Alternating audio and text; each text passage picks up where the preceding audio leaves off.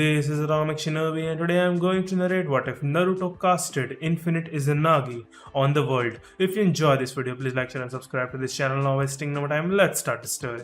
A weary voice said, "Well then, looks like this is it." A deep voice, doubtful of its companion's plans, asked, "Are you sure this is going to work?" "Sure. The Sharingan's ridiculous ability, the Izanagi, allowed one to cheat death, but this Naruto?"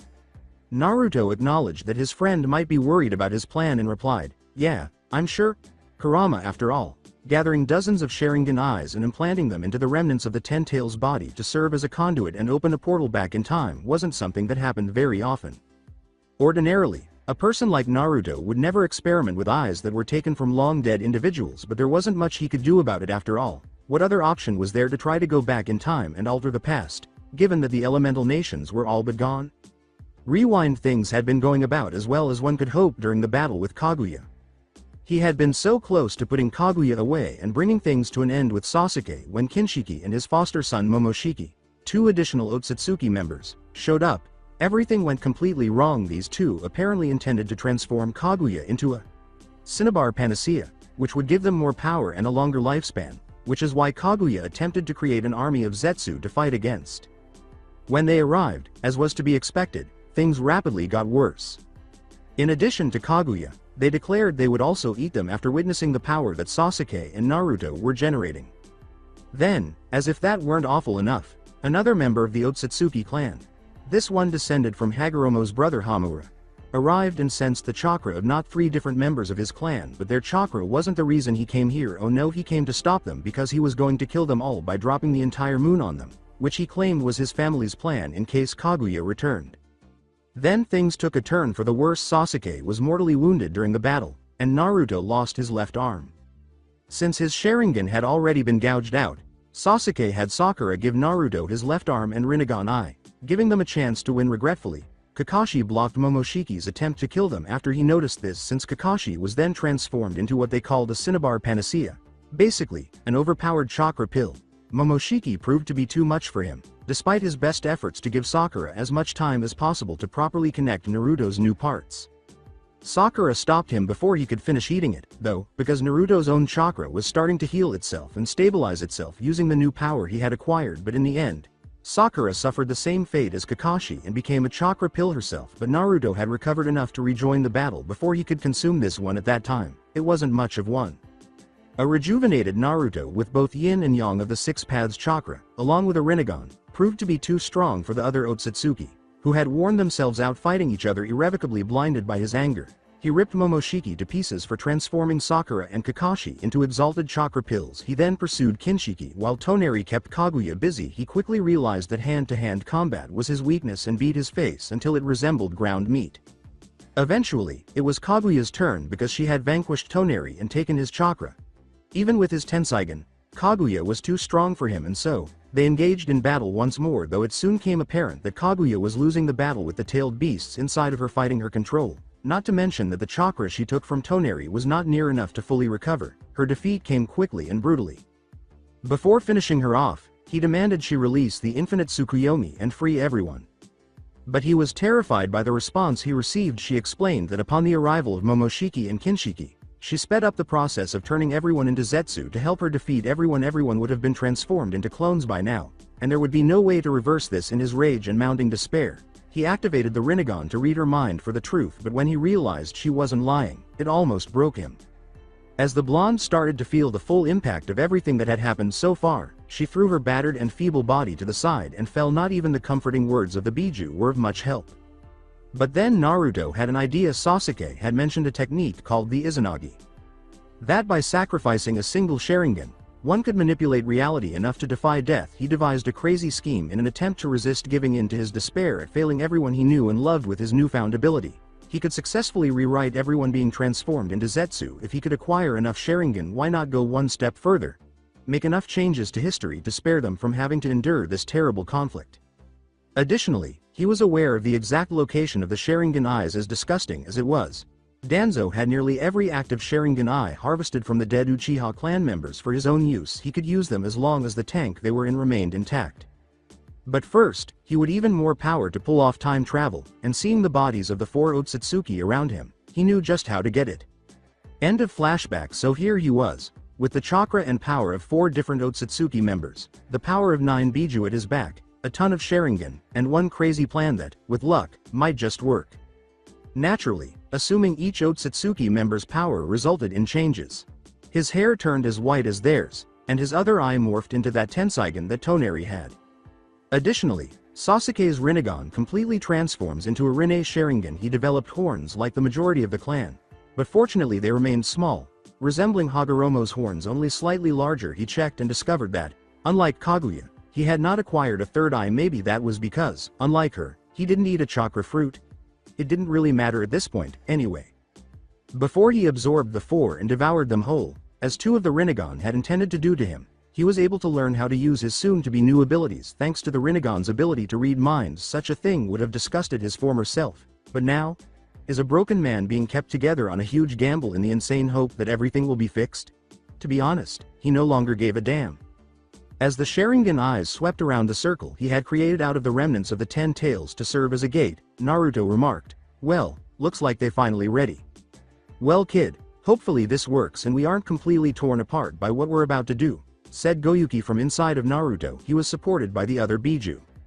Since it was very likely that he would be able to survive without Kurama inside of him, Naruto initially wanted to travel alone. However, they had already come this far together, and the fox and the other tailed beasts wouldn't let him face this alone.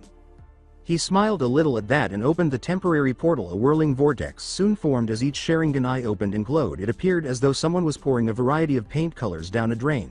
In contrast to the Kamui technique, it was not an attractive sight. Kurama remarked, "You better hurry it up if you really want to do this." The Izanagi technique was meant to be a one-time use, and the eyes are closing, as the eyes were indeed closing quickly. Naruto inhaled deeply and hurried through the portal before the final eyes close, cutting him off from the elemental nations. At least for the time being, he hoped. Initially, Naruto experienced only a dizziness and a plethora of colors as he passed through the portal. Then suddenly there was pain. It hurt so bad his entire body seemed to be attempting to be torn apart all at once. With quick thinking, he went and attempted to call forth a Susanoo to keep him safe. It was malformed and incomplete because, in his haste and since it was his first time using his new powers, he summoned a rib cage and several deformed skeletal limbs to provide additional protection rather than just a rib cage. This was in contrast to the other Uchiha's ability to create a fully formed humanoid battle avatar. His shield was mostly holding, but it was constantly dissolving, so he had to use chakra to keep it intact. It wasn't the worst part, though he felt the Biju vanishing from within him. They had hypothesized that one of the primary issues with their time travel attempt was that they would either be totally destroyed or somehow fused to their counterparts in the new reality they were entering, as they would not be able to exist in 2 places simultaneously. To be honest, either choice was better than waiting for a slow and lonely death in the devastated wasteland that was their former world. Kurama said, "Naruto, I don't know how much longer I can hold on," as it felt the pull the fox had been experiencing and did its best to withstand it. The other Biju had already been drawn away. Naruto said somberly, even though this was a possibility, still, because he didn't want his final friend to be taken too.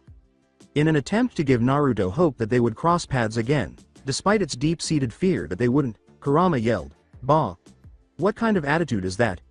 We both know with your dumb luck I'll be reborn in some way, so that just means we just must find each other again. Your new powers might have allowed you to survive unsealing me, but we will always be linked, Naruto, never forget that."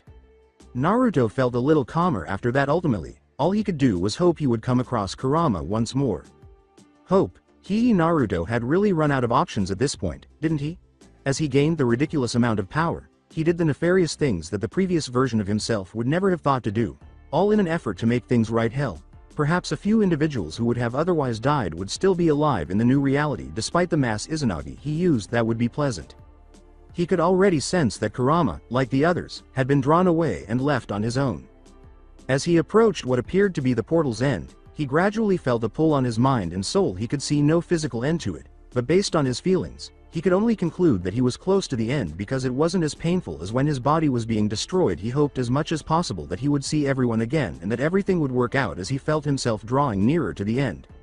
Even though Naruto knew he wouldn't have any control over where he landed, he still reached the end of the portal.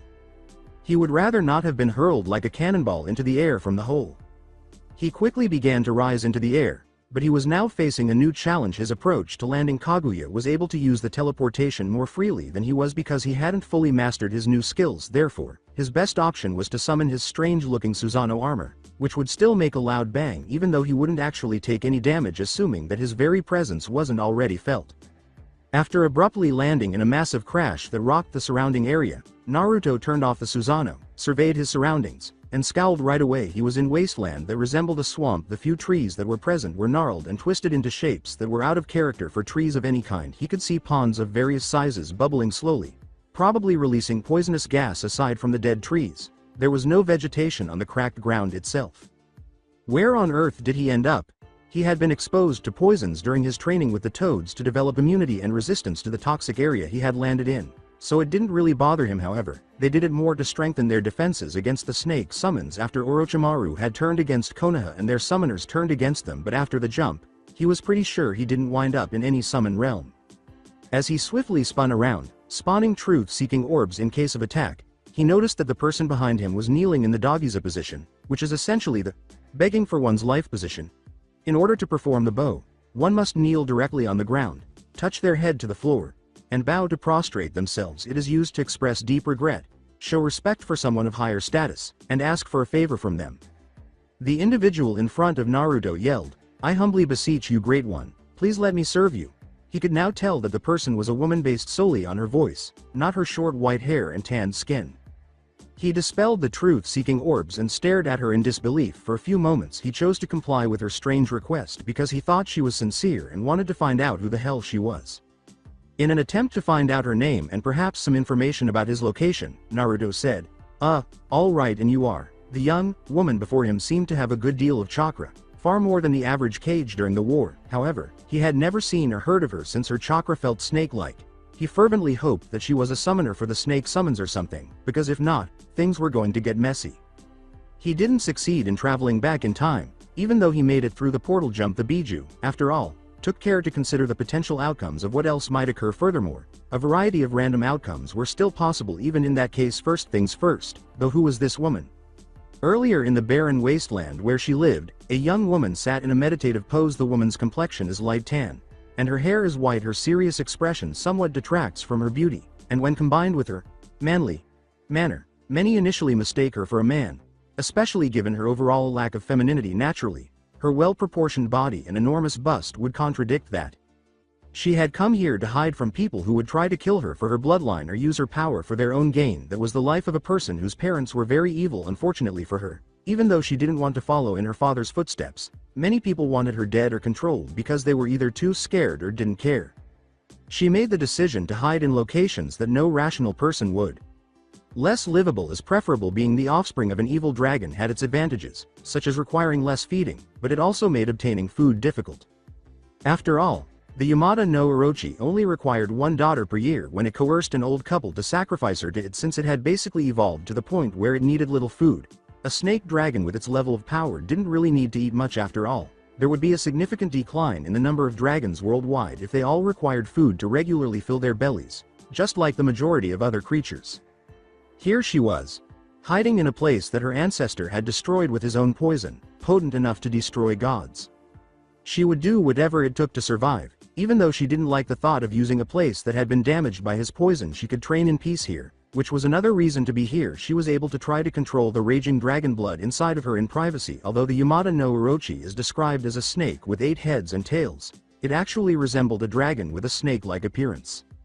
Apart from that, she was trying to better control her dragon abilities when all of a sudden she sensed it. Above her, a portal of some sort had opened in the sky. She was staring at it and the sickening display of colors coming out of it, as well as the unimaginable amount of energy that was about to come out of it. And as she speculated about who or whatever was about to emerge from it, it was growing, and based on how it felt, it could easily dwarf her when she was at her best. This implied that she had been discovered by a very strong person, and she didn't believe she would be able to escape this creature unharmed. The power gap between her and this creature was just too great. Even if she entered Blood Riot to get stronger, hell, she had never had someone this strong come after her before, and she was already trembling in terror. Had Susanoo grown weary of pursuing her and sent someone stronger to put an end to her life, just as he had done with her ancestor? It was one of the more plausible possibilities, given the strong chakra she was experiencing. She didn't have much time to wonder because the creature, who appeared to be humanoid based on their size, shot out of the portal into the air. She noticed something that made her breath catch when they appeared to reach the peak of their agreement and then began to decline. To clearly break their fall, the person called forth a damned battle avatar. They probably didn't need to fully form it, which is why it appeared strange and deformed. Chakra-capable beings that could create such battle avatars were extremely rare given that their Sharingans were rumored to be able to summon such things. She was most likely dealing with a very powerful member of the Uchiha clan. However, that also couldn't be it right now. No member of the Uchiha clan could have had someone so strong. They would have boasted about someone with such a strong chakra as this creature because they had enough conceited idiots. And despite their distance from one another, the person exuded a much softer, more compassionate vibe that was also depressing and hurtful. He wasn't here to hunt her. Based on the vibe he was giving off, she had never before had her human senses fail her. Something inside of her was telling her to meet them, so she hoped they could be reasoned with despite her fear of their overwhelming power. Thus, Miyabi found herself prostrating herself in front of this oddly attired individual. Dressed in frayed white robes that looked like they belonged to some sort of nobility. Which, given the type of power he possessed, she assumed he was. After all, the more powerful a person was, the more respected they were by the others in the yokai realm. For this reason, Kyoto and the ley lines there were under the control of the Kyuubi. However, based on his appearance, it seems that he was attacked because there are many avaricious and envious yokai who would love nothing more than to attempt to use other people's abilities to further their own ambitions. This line of reasoning gave her hope that she could prove she wasn't evil despite her background by assisting this yokai, whichever kind they were, despite the fact that they were also more powerful than she was. However, many were unable to see past the Yamada no Orochi's shadow and recognize her true self. However, what her senses were telling her about this individual, in fact, what had forced her to kneel before, may have been her best and only chance to escape the fear and hatred that had been consuming her life. In contrast, Naruto simply stared at her in disbelief, unsure of what to say or do. At this point, did she wish to serve him? What exactly was she talking about? Perhaps her training in these cursed lands had gotten to her, and she was effectively high out of her mind or confused him with someone else. Sir, my name is Miyabi, no family name. I am a kunoichi of Jonin rank and would be honored to be in your employ, said Miyabi. In a professional tone. This was her one chance to make an impression and hoped it worked. Naruto was perplexed. Did she wish to serve him? But oh wait, he did take the robes of the dead Otsutsuki, as his clothes were shredded, and they were some high-quality stuff. Probably thought he was a noble of some kind and serving him would give her some benefits. He knew her claim of Jonin had some merit, considering he could sense her chakra was well above cage. Thinking on it, he desperately needed information while her claim of Jonin title gave him some degree of hope that he had in fact jumped back in time. He also knew something was wrong thanks to the woman in front of him.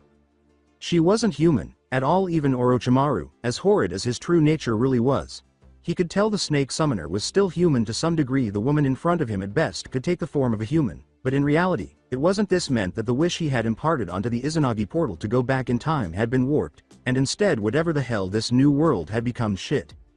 At this point, he really didn't have a choice in the matter, did he? Letting out a sigh, he straightened himself up and looked at her bowing form. He stops himself before saying, "Very well, Miyabi, from now on out you are under my employ. My name is Naruto Yu." No, he was no longer precisely Naruto Uzumaki, was he? He couldn't use his previous name in this new world where everything was so different and he had changed so much, could he? No, as soon as he appropriated those 4 Otsutsuki members' powers for himself, he had essentially moved on from his previous life. Now he was. Miyabi gasped as he said, "Naruto, Otsutsuki." She looked at his face and froze, slowly raising her head, not believing that he claimed to be an Otsutsuki. The indisputable evidence that he was an Otsutsuki was in his left eye. The eye dojutsu that gave rise to both the Rinnegan and the Sharingan, the legendary Rinne Sharingan, possessed the abilities of both. What on earth could she call him now? Oh no, this was much more than just a successful yokai. If she was successful, this would ensure both her safety and that she had found a worthy master to serve. She took great satisfaction in being a strong and competent ninja, and it was more than she could have ever imagined to have a master with such a lineage. Miyabi firmly declared, "Why yes, my lord Otsutsuki. I shall do everything in my power to serve you." Naruto looked straight at her and nodded. "Now, I'm going to need you to answer some questions of mine, if you don't mind." He genuinely hoped that things were not as twisted as he was beginning to believe. If so, the situation simply became infinitely more complex. After a long talk, when Naruto realized how drastically things had changed from his homeworld, he thought of that and a number of other curses. In order to avoid disclosing the reasons behind his lack of knowledge about the modern world and his ignorance of its changes, he carefully selected and phrased his questions. He clarified that he had been in a state of self-exile prior to appearing before her and that his use of teleportation was entirely coincidental. Fortunately, she purchased that, since it seemed that the Otsutsuki had essentially vanished from the world, as he had claimed, and nobody knew where they had gone or whether any of the main family members, like Naruto, were still alive. In his original world, however, it was more commonly known that the Uchiha, Senju, Uzumaki, and Hyuga were descended from the Otsutsuki. Apart from the fact that there were no elemental nations and that all ninja lived in what is now Japan, with their own secret villages still in place, everything else appeared to be the same. Even though they weren't exactly close allies, they would still band together if they were in danger. Because of this, the yokai and, consequently, the Shinto faction were powerful. Surprisingly, the Shinto faction had an army known as the 13 Court Guard Squads, which lived in their own pocket dimension, in addition to the shinobi faction. They essentially resembled the Einherjar of Valhalla, the Norse afterlife, which she also had to explain to him because there were so many different religions and the factions that resulted from them. Although they were considered spirits, they were still alive and subject to death. It was thought that once someone was killed, there was no way to return. They either simply vanished or were compelled to reincarnate right away. In any case, even though the world was very different now with actual gods and such creatures, at least it was highly probable that his old friends were back on the scene, even if they had forgotten him. For him, that was sufficient. It would be better for them to think he never existed in the first place than for him to never see them again. What should I do now, though? In theory, he didn't belong in this new world according to what he had been told. The Biju had probably been transformed into yokai, so he had no idea what had happened to them. Kurama had to look for his friend, if only to reassure himself that the grumpy fox was okay, even though it was highly unlikely that he would remember him given how reality had been distorted. Therefore, he would need to travel to Kyoto and meet with Yusaka the Nine-Tailed Fox, the current leader of the yokai. Since almost everyone on the planet thought that Otsutsuki had disappeared centuries ago, he wasn't sure how things would be received if he appeared. With the Yamada no Orochi's descendants no less, if handled improperly, things could quickly become very ugly. He would, after all, be of great interest to the entire yokai, the ninja, and, worst of all, the Shinto gods. For a variety of reasons, not every one of them is good. He had to meet with this Yusaka woman now, but he couldn't just go around the city without making a huge commotion. Particularly if Naruto Uzumaki existed in an alternate dimension or a Menma, as he had once been trapped in during the limited Tsukuyomi. And even though he was able to justify his extreme ignorance by claiming that he had never existed, what if he continued to inquire about particular individuals about whom he should otherwise know nothing? She would become suspicious of that. Furthermore, he didn't need his new ally to already be wary of him. Naruto called out to her, "Miyabi, I know you'll have reservations against this, but I've decided we're going to Kyoto to meet with this Yusaka." Inside the yokai palace in Kyoto, Yusaka sighed after entering an office. She looks like a young woman with long blonde hair, matching eyes, and a voluptuous figure. She has delicate facial features, and her short, round eyebrows are a sign of nobility. Her hair is secured with taut bandages in a loose ponytail that reaches all the way down to her legs when she is standing and ends in a spiral. In addition to her usual traditional shrine maiden attire, she wore a golden crown and a white coat that was tied shut with a red ribbon. Even though she was the yokai's ruler, she didn't particularly enjoy her position. Ultimately, she had to maintain harmony not only with the different yokai clans but also with the ninja clans. Normally, one would assume that since they were all beings with chakra abilities, they would at least make an effort to get along, but that wasn't the case. Because Hagoromo Otsutsuki gave the ninja the ability to use chakra, some yokai were still offended by the fact that they were essentially humans. Then there were ninja who thought they were better at using their chakra because they had developed a variety of skills and abilities that she would, at least covertly, acknowledge the yokai would never have thought of. However, Hagoromo and his brother Himura's efforts were crucial in bringing the yokai people together to form their current unity. The warring clans were brought together by their desire for harmony and peace. The members of those species who wished to live peaceful lives, or even some other monster clans from outside of Japan altogether, came and settled naturally. This made them unpopular with many other factions. Not only were the Otsutsuki so strong that they could rival the gods, but they had also granted others the capacity to use chakra. Even if it wasn't as strong as theirs, they were significantly more powerful as a result of that. And the Shinto faction's 13 court guard squads. The devils of Christianity, however, were the true issue. When the evil peace system was revealed as a way to regain their lost numbers by reincarnating humans into low-class devils, many became suspicious.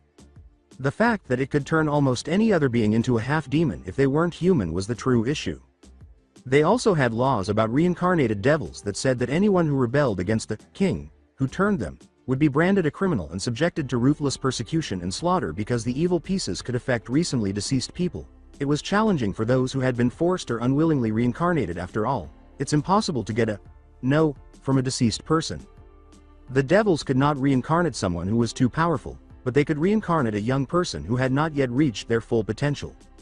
For this reason, some people thought that the offspring of strong yokai or ninja clans would be targeted by the devils.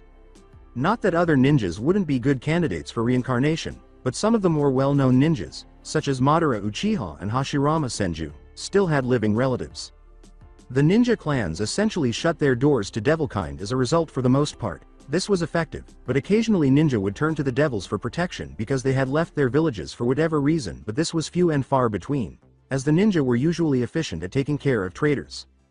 And that wasn't the worst of it. The devils tried to eradicate the Nekosho who had decided to live in the underworld, because one of them had supposedly gone mad and killed her master.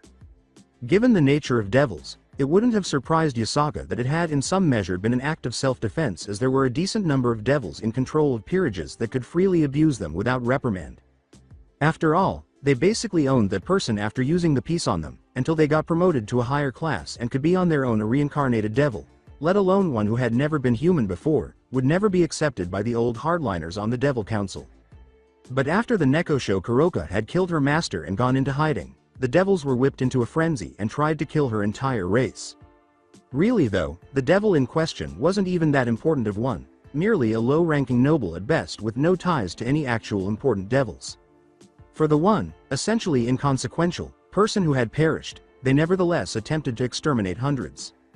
It wouldn't have surprised her part of the reason they did so and not gone the diplomatic route with her, made her believe that they were trying to cover up exactly why Kuroka killed her master, and considering how the devils were already in a frenzy and ready to kill the poor Nekosho, it would have been too late to save the once word got to her in Kyoto had it not been for. She was interrupted from her thought by the feeling of a large pair of breasts and slender arms wrapping around her waist. In a hug, a playful voice said, "My Yasaka, something must have you pretty concerned if you couldn't even sense me." Smiling at her old friend, Yasaka turned to her fellow nine-tailed fox and friend. "Izuna, what a surprise, what bring you here?" she asked her old friend. Like her, Izuna was also blonde, had bright red eyes, and very attractive. Her attire resembled that of a shrine maiden. With the exception of the sleeveless shirt, she also wore socks that were almost thigh-high and a short skirt. She also wears a red obi around her waist. She regularly has her 9 tails and fox ears for all to see. Taking Yasaka out of her embrace and standing a few feet away, she smiled nervously and said, "What, can't I come and visit my dearest friend without much invitation?" Letting out a small sigh, she realized what Izuna was doing. Either she had gotten herself into trouble or something else important had happened. The latter, probably, since she wasn't attempting to flatter her. "Izuna, I appreciate what you're trying to do, but you might as well tell me now what's bothering you." Yasaka replied. Izuna was a true friend who tried her hardest to relieve Issei of the responsibilities of managing Kyoto and taking care of Kuno when she was unable to. With a sigh, Izuna grudgingly produced a small piece of paper and presented it to Yasaka, who squinted at it. The Rinne Sharingan, the most cherished and esteemed object among the yokai and ninja, was depicted in the image. Even the Otsutsuki and the original bearers of the renowned dojutsu were respected, despite their occasional disagreements, in particular those clans that were directly descended from Hamura and Hagoromo.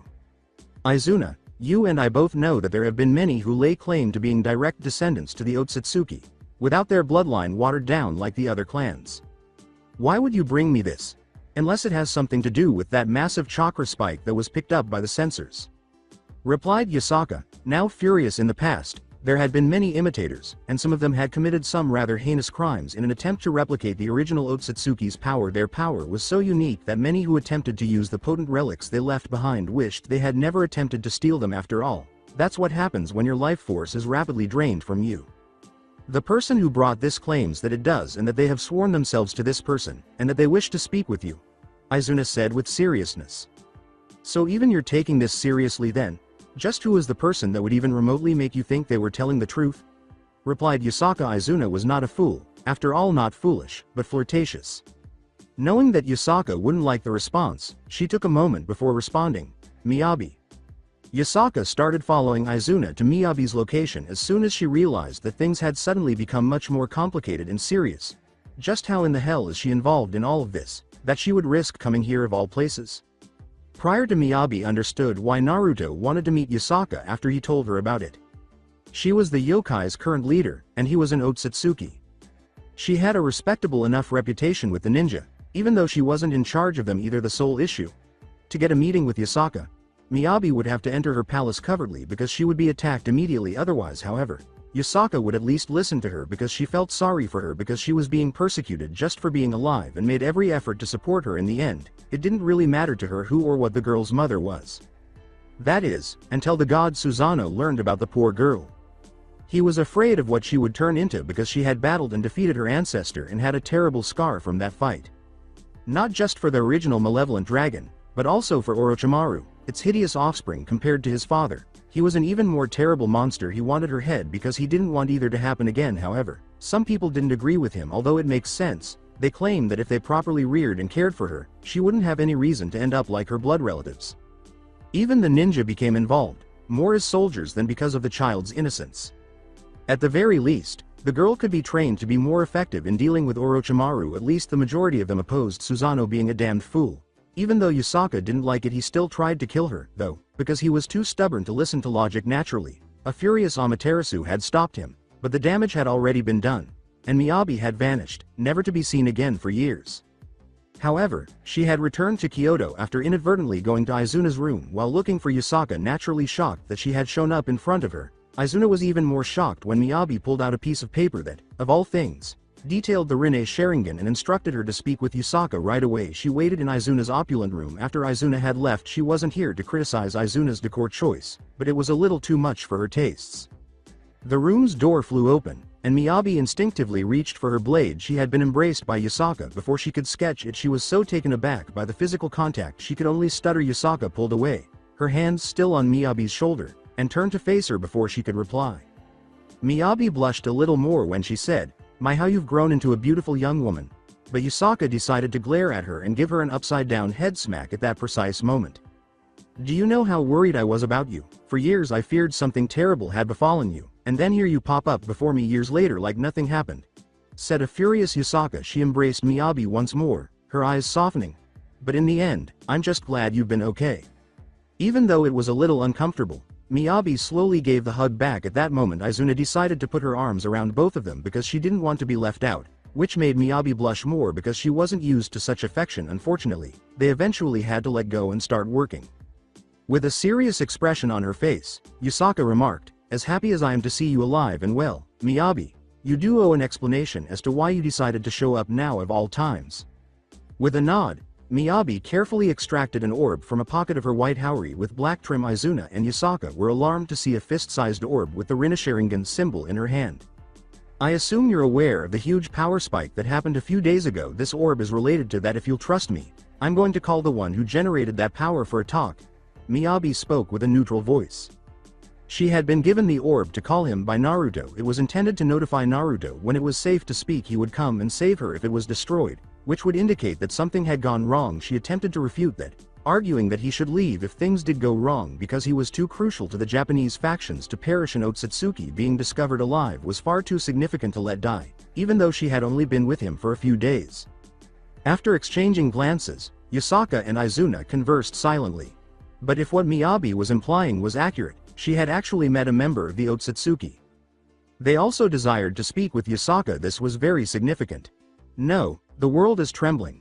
Even though her offspring lacked Kaguya's strength, they were still formidable. Kaguya herself was powerful enough to defeat multiple gods eventually. However, there were no more pure Otsutsuki, and their descendants only carried their diluted blood. She didn't know how the ninja would react to someone just showing up like this, but she didn't think they would be stupid enough to try to turn him down in any way. Even though they were still skeptical of her claim, they knew Miyabi wouldn't just come back in this manner unless it was crucial enough for her to put herself in danger. Izuna nodded, and Yasaka merely replied, "Yes." Miyabi then activated the orb by directing her chakra into it before emerging from her grasp and floating a few feet away from them. It glowed a vivid purple. After that, it became completely dark before growing into a whirling vortex. Then it struck them a vast amount of power that far outweighed everyone else in the room. It would have been much worse to try to endure it if not for the sense of warmth emanating from the one producing it. Then a figure dressed entirely in white, Graceful robes emerged through that they could see that the figure, who was about 5 feet 10 inches, had snow-white hair and tiny horns on top of their head. Just like Oni, his face was lowered as he entered the portal, closing behind him, so they couldn't see it. Naruto said, "I'm very glad you decided to meet with my Lady Yusaka, though I was not expecting there to be another for this meeting." His voice had become richer and deeper as he had appropriately allowed his body to undergo the changes brought on by consuming so much Otsutsuki chakra. Miyabi instantly knelt down at this. "I'm terribly sorry, but when I went looking for Lady Yusaka, I found Lady Izuna instead on accident. I swear. Izuna is just as trustworthy as Yusaka, so please forgive me." The man simply laughed and waved off the apology, briefly fearing that the potentially Otsutsuki would strike Miyabi, just as some nobles would strike servants for less offensive offenses. Naruto put Yusaka and Izuna at ease and caused some perplexity with his casual speech by saying, "Nah, it's all good Miyabi, if you trust her, then that's good enough for me. From what I can sense, they're both good people." The Otsutsuki were unknown, but they hadn't anticipated one to talk so casually as this one did. Yusaka and Izuna gasped when they saw Naruto's eyes as he raised his face and said, "Now then." In his right eye was what looked to be a Byakugan with a lotus symbol, and in his left eye was the Rinne Sharingan. This was something they had never even heard of. What exactly was happening here? "I believe I have you at a disadvantage. Still, I know your names, yet you don't know mine. My name is Naruto Otsutsuki, and it is a pleasure to meet you both now. We have much to discuss," said Naruto with an upbeat voice. His smile caused the two Kitsune women to blush. It was difficult to resist. After all, he looked young, but that didn't really detract from his good looks. It was difficult for them not to react in this way because of his aura and the sheer power of his chakra emanating from him. It was going to be hard to concentrate with. A few days later, Yusaka let out a tired sigh, getting ready for the meeting she had with the respective shinobi heads. After getting over her initial shock of having met an Otsutsuki, they got down to discussing what it was he wanted, which proved to be quite little. With his power and pedigree, he could have wanted control of Kyoto and the ley lines themselves, and while it would be a bit rocky at first, she had little doubt that someone as strong as him wouldn't be able to handle it, not to mention that it would be likely he would have had a great deal of support. He didn't want it, though Izuna even asked directly if he wanted them as his wives, and he responded in a very sweet and dignified way. He blushed and stumbled a little as he said that he didn't want to force them, or anyone else, really, to marry him. What he did want surprised her, to just coexist peacefully with them and to assist in acquainting him with the ninja clans. It wasn't as easy as she thought. He would want to meet them. Hell, they probably wouldn't mind meeting him at all. However, the fact that he is an Otsutsuki was the true issue. The power Kaguya possessed in the past, before she was driven insane and had to be sealed by her children, was still remembered by other pantheons. However, neither of them possessed this Tenseigan or the Rinne Sharingan. However, she was seated at a round table with each of the ninja's principal leaders. A massive, muscular man with exceptional lighting abilities, as on the right. It was thought that this was because a member of his family had once been descended from the thunder god Raijin. Terumi Mei, a stunning woman who could control burning mist and lava. Although it wasn't verified, there were rumors that she also had the blood of a fire deity. Her personality was a little erratic because she had been seeking a husband, but none of them were strong enough to deal with her, which had a big impact on her. Both Scale Onoki, a short, elderly man with a bulbous nose who possessed one of the ninja's most lethal atomic disintegration techniques because of his cautious nature and potential perception of Naruto as a threat. He would also be the most likely to pose a challenge to Naruto's desire to engage with the ninja. Rasa, a dark-eyed, auburn-haired man who could manipulate metallic particles with the magnetic release. She suspected he had a utilitarian outlook and a peculiar tendency to assign value to objects. Finally, Sarutobi Hiruzen. He was about Onoki's age, and he looked and felt like a kind grandfather, being practically fully integrated with the monkey yokai. His clan was one of the few that had fully embraced the yokai. He was able to relate to Sun Wukong, the great sage, to some extent because of this.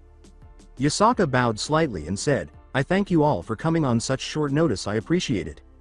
"Well, you did say it was urgent, and directly related to the huge surge of chakra that was felt over a week ago. I assume you have news, or even identified the cause of it if you called us all here," Sarutobi replied.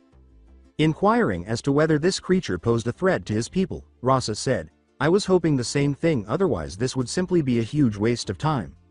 Some of the leaders gave Yusaka a suspicious look when he said, "You are indeed correct. The one who generated that power has actually come forward peacefully to speak with me." Onoki, who didn't think things were that easy, said, "Oh really? Peacefully? I find it hard to believe that someone who generated enough power to outclass Madara Uchiha and Hashirama Senju in their prime would come in peace." He and Sarutobi were two of the few surviving ninja who could recall the strength of Madara and Hashirama. He needed to learn more about the creature that held that power because he was convinced that it posed a serious threat. But Rasa shot Yasaka a calculating look. A greater part of him hoped that this was true. Even though he shared Onoki's skepticism about it, his primary responsibility was to ensure the safety of his people, and the best course of action was for someone with the strength to outclass everyone and arrive in peace overall. He didn't think they could defeat someone that powerful. Well, spit it out then. What does this person even want? And for that matter, who even is it? Replied an impatient A. Sarutobi called attention to himself by asking, despite his rudeness, I am curious, what exactly does this person want? And moreover, you said this person came to you willingly, so does that mean they are still here in Kyoto and we'll be meeting them? That hadn't occurred to the others. All that was mentioned in the message they got was that Yasaka had information about the power surge that she had to share with them immediately. Yasaka smiled slightly and said, very well then, I shall call him. And then Naruto, would you and Miyabi please come and join us? The others would like to meet you. They recognized Miyabi, who was standing off to the side, as they casually walked out of a pitch-black portal that opened before anyone else could speak. The ninja in attendance were shocked when she walked calmly and slowly behind her, the white hair and clothing, the horns, and the legendary Rinne's Sharingan staring back at them from his left eye. Why hello there, my name is Naruto Otsutsuki, and this here is my assistant Miyabi. It's a pleasure to meet all of you, said Naruto with a slight bow. The others gaped in disbelief. Not only was Yamato no Orochi's descendant present, but she was also reportedly the vassal of the world's only verified surviving Otsutsuki. Not only did he have the Rinne's Sharingan, but evolved Byakugan as well. Onoki appeared on the verge of a heart attack compared to anything he believed the power surge belonged to. This was far worse of all things, a kami-damned Otsutsuki. Like Onoki, Rasa was concerned, but for different reasons. He inherently placed a value on everything, including the worth of a young male Otsutsuki who was still likely to desire children. The wheels started to turn as he tried to come up with a plan to assist his people. Ultimately, having an Otsutsuki ally was more important than having allies from other factions in the entire nation. Although for different reasons, it was also somewhat terrified. The holy implements of Hagoromo, the sage of six paths, were in his village until now. Hardly anyone was able to use the damn things, much less pick them up. What if they were wanted back by the brat? He could easily use them and become even more dangerous than he already was. Even though Hiruzen was as shocked as the others, he couldn't shake the feeling that the boy was somehow familiar. He recognized the boy's face shape, but he knew he couldn't be her child because she wasn't an Otsutsuki at all. Maybe they had something in common with the clans besides blood? Mei started daydreaming about walking down the aisle with Naruto as the groom because of her strange desire for a husband. However, Naruto found it extremely difficult to control his emotions upon seeing old man Sarutobi once more. Despite his desire to go give him a hug, he was unable to do so because his newfound strength would likely break his back. Even so, he didn't know the old man and didn't exist in this world. It made sense that if they hadn't truly changed, then everyone else he knew probably hadn't either. Are you an Otsutsuki, then? You certainly look the part. Let me be honest, I know that most of you, if not all of you, are afraid of me and what I might do. All I want is to coexist peacefully with everyone. Are you worried that once I win your trust, I'll turn on you? Because that's dumb. To be honest, it's not like Yasaka and everyone else here would be a match for me. After all, none of you, together or apart, pose a threat to me. Even if Miyabi doesn't assist me. Naruto shocked everyone in attendance by stating, that's the truth of it. They were aware of his strength and probably acknowledged that he was stronger than all of them, but to be dismissed so casually as though they posed no threat. Now that they were offended. Not a danger? When Madara Uchiha was alive, Onoki had stared him in the face, but even that feeling was nothing compared to the sense of helplessness he felt in front of this young man. Why you? Onoki started to say, but Naruto's eyes bore into him and stopped him in his tracks. Sarutobi decided to step in when he noticed that tension was rising and that a fight would ultimately serve no one's interests. Come now, let's not resort to fighting, he said. Let's be honest, even though I acknowledge that our young friend's description was a little chilly. What are the chances of us winning a fight, even if he had only half the dojutsu skills of the old Otsutsuki? We are aware of the legends and even the strength of those who are descended from the Otsutsuki. Sarutobi emphasized the final words, saying, so really, what would be the benefit of fighting one of them when he wants to live peacefully among us? Being considered, not a threat, hurt his pride a little, but that didn't really matter when the young man truly wanted to live in harmony with them. He lived long enough to see the truth in his words, not that he seemed particularly good at lying anyway. There were already enough problems in the world without the addition of an enraged Otsutsuki with who knew how much power at his disposal. Onoki would have to swallow his pride and feelings if it meant survival. since no one was likely to come to his aid if he truly infuriated the clan that had mastered chakra. No, this was the once-in-a-lifetime opportunity for the ninjas, if not the yokai, to unite. While his clan had welcomed them wholeheartedly and had virtually joined with the monkey yokai, not everyone was as accepting of the yokai. However, the Otsutsuki had previously served as a bridge between the ninja and the yokai, allowing even monster species from outside of Japan to come for the promise of a better life now. Here was another young man who was full of hope and a strong desire for peace. If this young man could at least bring about a lasting peace for the people of this land, he could die without regrets. I concur. Apart from our probable deaths, fighting would not benefit us in any way. It's not like the rest of them wouldn't try the same thing to some extent, and they would be foolish to look a gift horse in the mouth. Especially when I'm sure all of us can benefit from this. Rasa said the others probably knew he said that to see if he and his people could benefit as much as they could, and he didn't care. TCH, fine then. I was still hesitant about the whole thing because he still thought that Naruto would eventually visit his village, if only to retrieve the tools that his clansman Hagoromo had made. Everyone knew that the great sage made those tools, and literally had no right to argue about keeping them because there were so few people who could use them. However, it was unclear whether the child would want the items just because they technically belonged to him or because they were one of the few things that posed a threat to him. In an enticing tone, Mei said, "Well, I for one wouldn't mind giving our new friend here a personal tour of my village." Although some considered her slutty, she hadn't gotten too close to men, and it wasn't her fault that they weren't man enough to try and handle her. She was a little frightening at times, but really, all she wanted was a good man to settle down with. Was that really such a shame? Onoki sighed with relief as he was finally released from whatever spell Naruto had cast on him. He did not like this brat at all. And Sarutobi was correct. If he could properly control even half of what his left eye could do, they were in serious trouble. Not to mention what he could do with his right eye. "Oh, we don't even know where you're from, but you say that you want to live in harmony with us. Hell, when the last Otsutsuki vanished centuries ago, nobody even knows where they went. Furthermore, you won't mind disclosing some personal information if we pose as little of a threat to you as you claim," Onoki remarked, clearly expressing his disapproval to everyone. Even though some wanted to scold him for his actions, he had a point. They had no idea who Naruto was, and from what they understood, the Otsutsuki might as well have a whole clan in Pocket Dimension, and Naruto simply chose to go and explore. "Alright, let me tell you a little bit about myself. Naruto Otsutsuki is his name. I'm 16 years old right now. I enjoy oranges and ramen. Those who don't keep their word irritate me. Does that work for Yak?" He smiled cheekily and said, "I knew what I wanted to know. I wanted to know what I could do. I think I wanted to know exactly what the Tenseigan could do because they already had rumors and legends about it, but the Tenseigan? Only the Hyuga's cousin family could do it, and it seemed like they didn't exist here or were still on the moon. Maybe he'll have to go up there and sort that out. Naruto, I'm positive that Onoki will have an aneurysm at this rate if you continue to play around with him for much longer. Although those details are useful, could you at least tell us about your right eye? We don't have any records of that, but I'm sure you've already worked that out, haven't you?" asked a smirking Sarutobi, who was beginning to like the young man. The more they talked, the more he understood the origins of the Uzumaki's personalities, as many of the people he had met shared this trait. They were kind-hearted and enjoyed having fun. "This eye is called the Tenseigan," Naruto said, shrugging his shoulders and pointing to his right eye. "It is practically as powerful as a Rinnegan. It's a Byakugan's evolved form, but it's unclear if any Hyuga are capable of manifesting one. Is that sufficient?" They were all in disbelief even after the straightforward explanation. An evolved Byakugan? They had assumed it was connected, but a dojutsu evolution? Could the Sharingan also evolve? They had no time to think about what he was saying before Naruto clapped his hands loudly and resumed his speech, grinning broadly. "How about we begin those tours of your villages now that you guys are happy? Since my clan left all those years ago, I'd love to see what you guys have accomplished actually. Why don't we start with his village first since the Gramps here seemed like such a nice guy?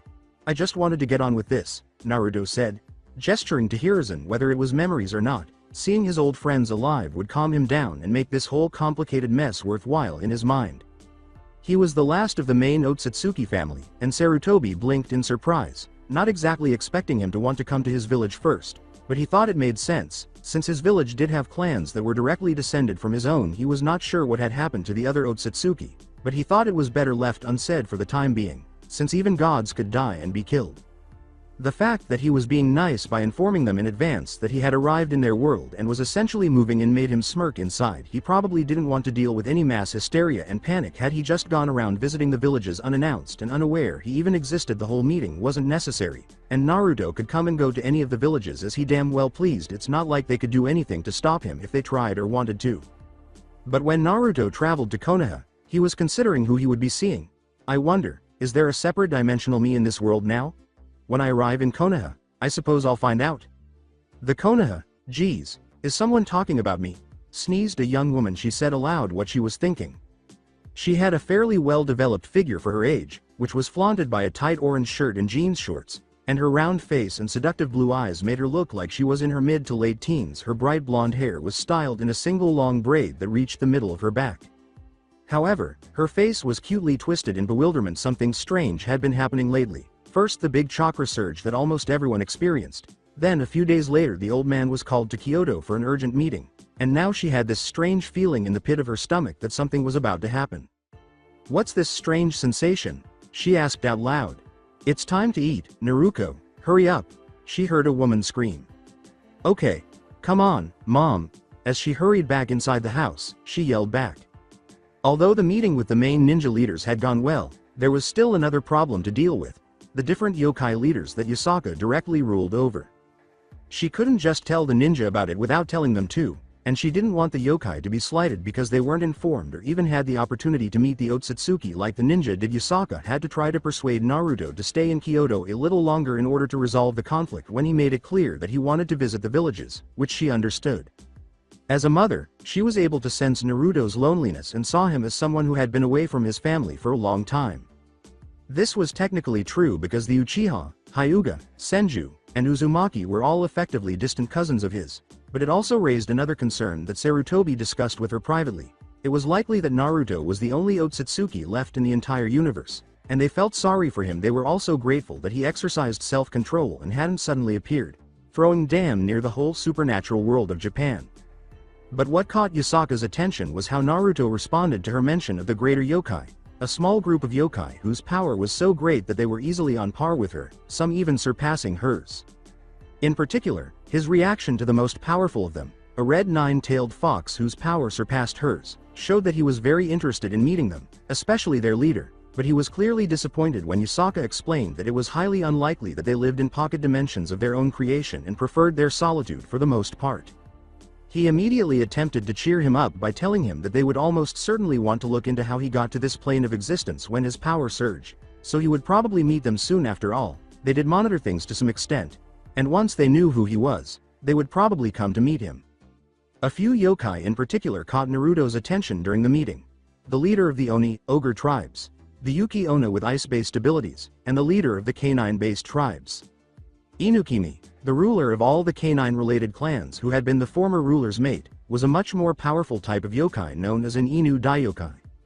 She wore a purple and white kimono with designs of green and yellow butterflies on it, and she wore a dark blue outer wrap with a fur pelt that wrapped around her chest. She also wore a light blue necklace with an amulet of the Mido stone. She had golden slit eyes, a light blue crescent moon symbol on her forehead, and tiny purple lightning bolt marks beneath the outer corners of her eyes. Naruto would describe her as having a rather regal beauty.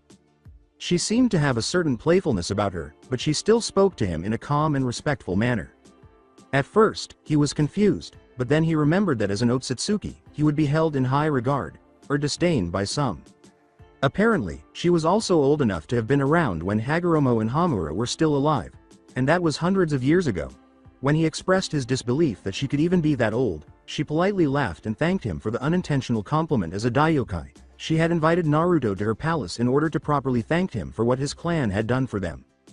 Then there was Tsurara Shirayuki, the leader of the Yuki Onna, who looked like a very young woman with blue-purple eyes, purple-silver hair that was tied up, and a lollipop of all things in her mouth.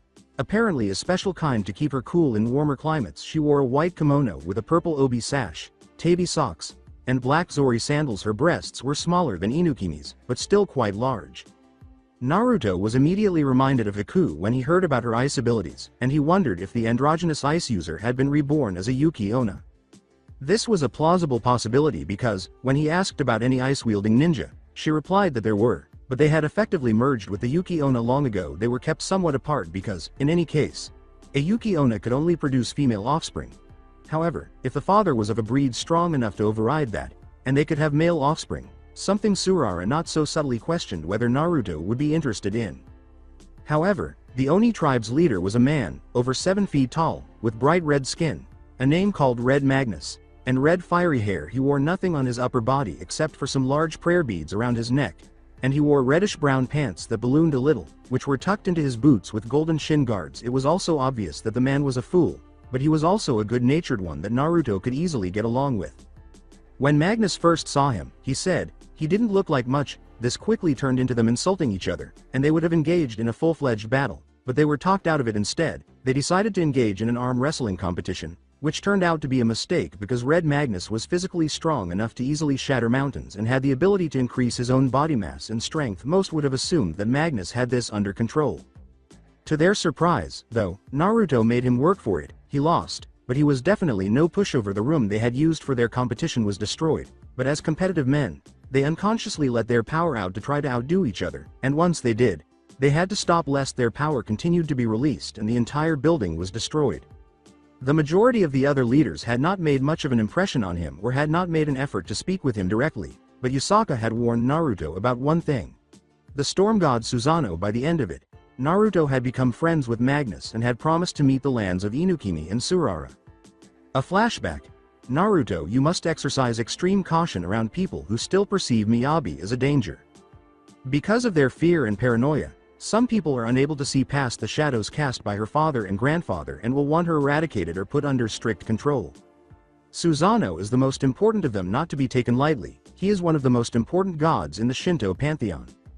Although Naruto was strong, she didn't want him to fight, whether he could win or not, because she didn't want to see the young man hurt because, even though he knew Miyabi's past and who she was, he still took her on as his vassal and was therefore protected by the Otsutsuki name. His hatred for Yamada no Orochi runs deep, maybe even deep enough to see you as an enemy as well, Yusaka warned. Not to mention the people from other groups outside of Japan who wanted her dead, if only because she was descended from a malevolent dragon. Yusaka was shocked by what she saw when Naruto looked directly into her eyes. The strength, willpower, and determination left her speechless. Thank you so much for your concern, Yusaka. However, Miyabi became my responsibility for better or worse when I made her my vassal. Whether or not she is descended from an evil dragon doesn't matter to me. I am aware that Miyabi is not like that and is a good person. He wasn't sure how his new powers would compare to a literal god, especially since he hadn't mastered them, but he wasn't going to let so prick of a god kill Miyabi, or worse, so he said firmly, and if Susanoo can't get his head out of his ass enough to leave her alone, then they're going to have to deal with me personally. Miyabi was deeply moved by this. Although it would have been within his rights to remove her from his service and leave her on her own, he kept her despite her past, and he was even prepared to fight the storm god Susanoo, one of the most powerful beings in the entire Shinto faction, if necessary to keep her safe. Yes, Amaterasu had somewhat defended her, but at the time it seemed more like he was threatening Yusaka, any yokai, and ninja who would stand in his way of dealing with her. Alright, Naruto, I'll let you handle this since you're so resolute, but if I didn't know any better, I would say you were a Prince Charming who vowed to protect his beloved princess, Yusaka teased, causing Naruto to attempt a denial and leaving Miyabi speechless. Konoha, during the yokai clan leader meeting, Sarutobi let out a long sigh. Having just gotten done with the meeting of the various clans in the village, he had only been given a handful of days to get things ready for Naruto's arrival, and knew he had to inform the clan heads, especially the Hyuga, Uchiha, and Uzumaki Senju. The Uzumaki and Senju had combined into one clan again, due to both having suffered losses over the years, and now lived in the same compound. A flashback. So, when is he coming to visit? Asked Kushina with a smile. Everyone turned to her with incredulity's look on their face. What? What use does it serve to worry about whose blood he has or which eyes he has? You all seem to be forgetting that we are still discussing a human being, not a prize horse for breeding. Yes, I am fully aware of the gravity of the situation and the potential consequences if the wrong people learn about it. However, some of us here consider this young man to be family. Despite the distance, Hiyashi and Makoto winced at the jab and appeared appropriately reprimanded, and as his family, we have a responsibility to help him out now that he's here, Kushina said, a little horrified by how the others were behaving. Can you two also make sure that your people are under control when he arrives?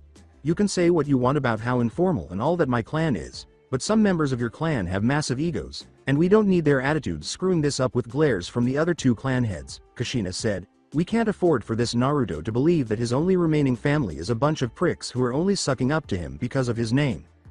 End of flashback. While they hadn't been happy with the jab, they knew better than to argue with her on that point.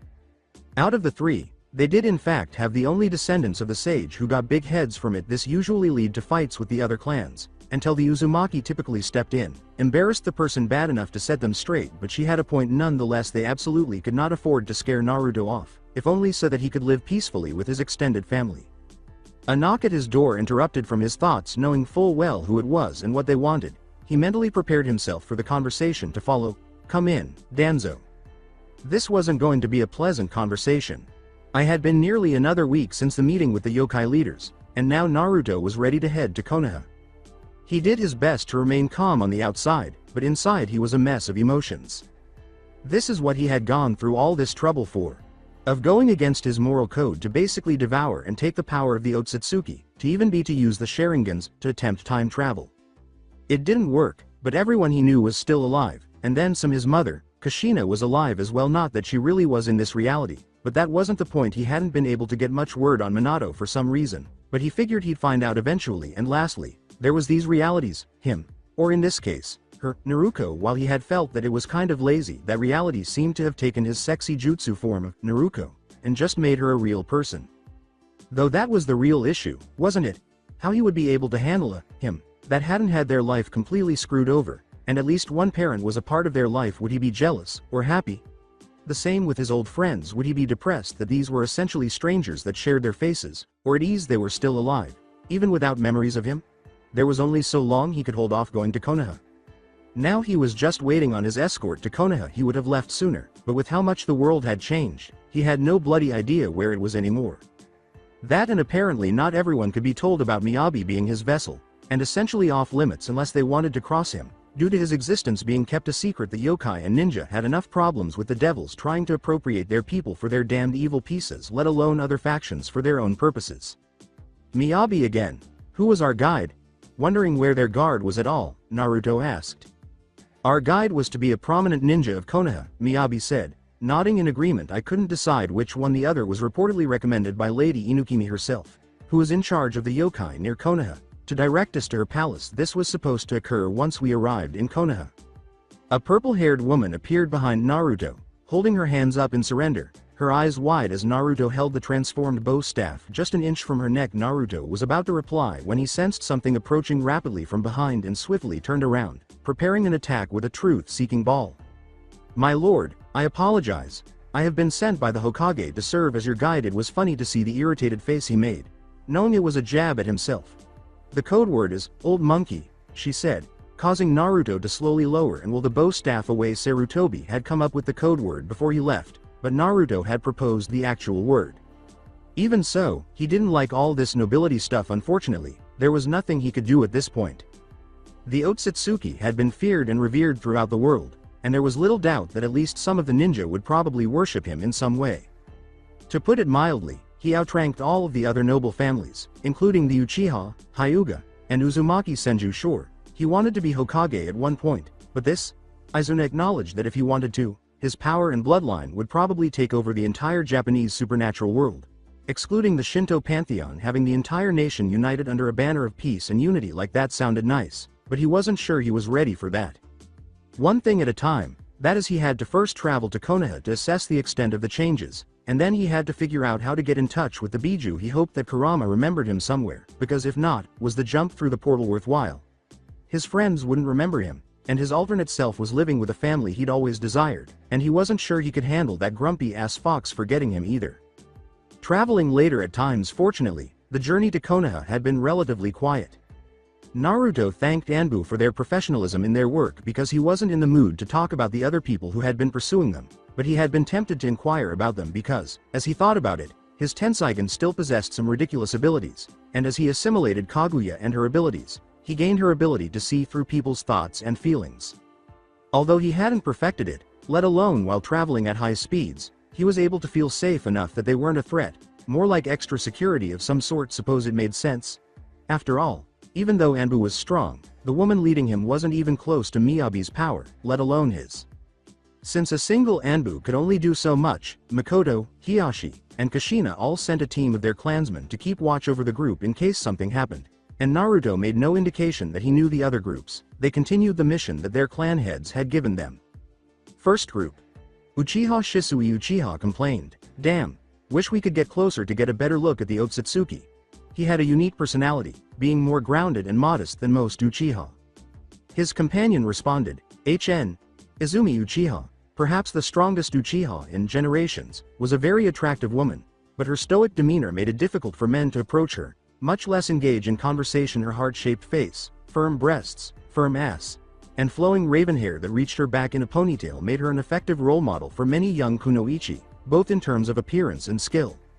Naturally, Shisui and she were chosen for the unofficial escort mission by her mother, the high priestess of the Uchiha, to ensure that the only surviving Otsutsuki seen in centuries returned to Konoha safely.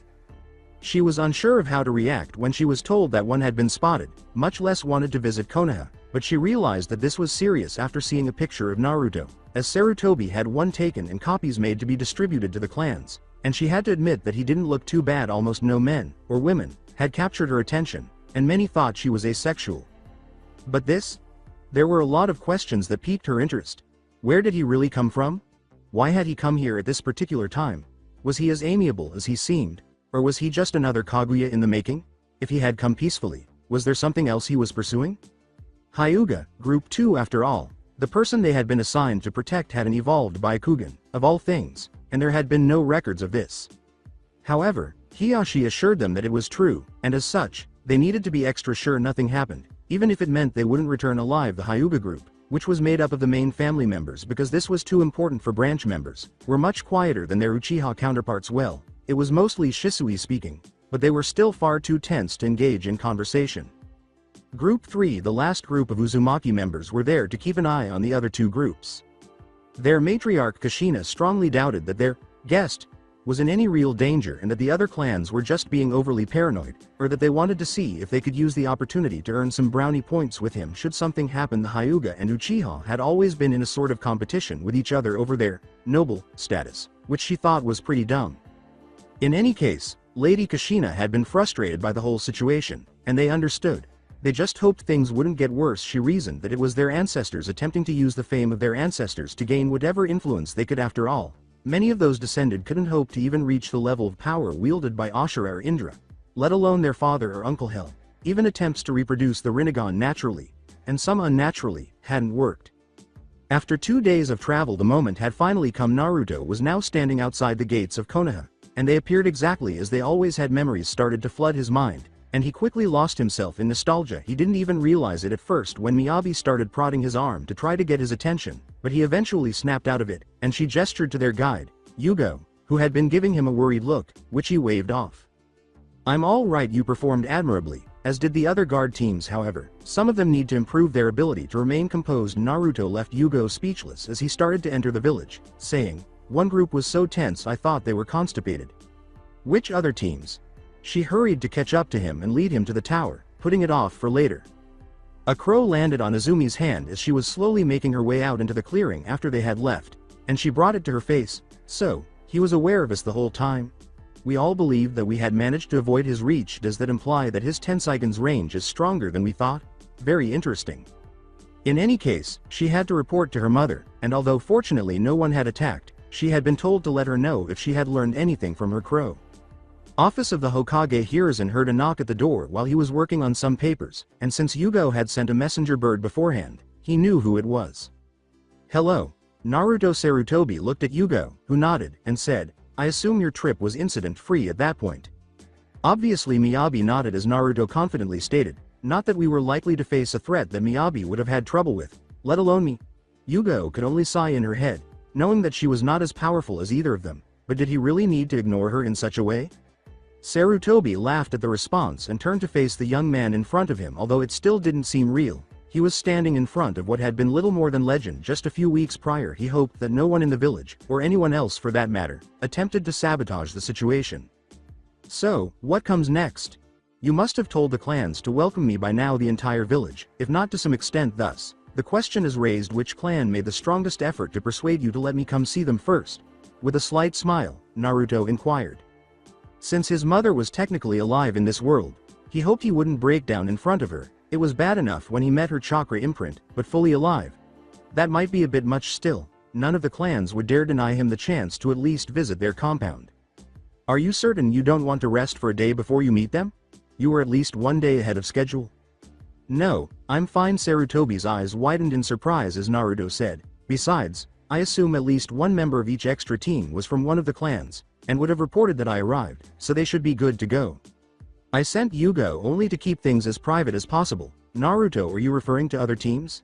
Sarutobi inquired, praying that neither the other cage nor a specific individual had taken advantage of the opportunity to spy on Naruto. Eh? You didn't?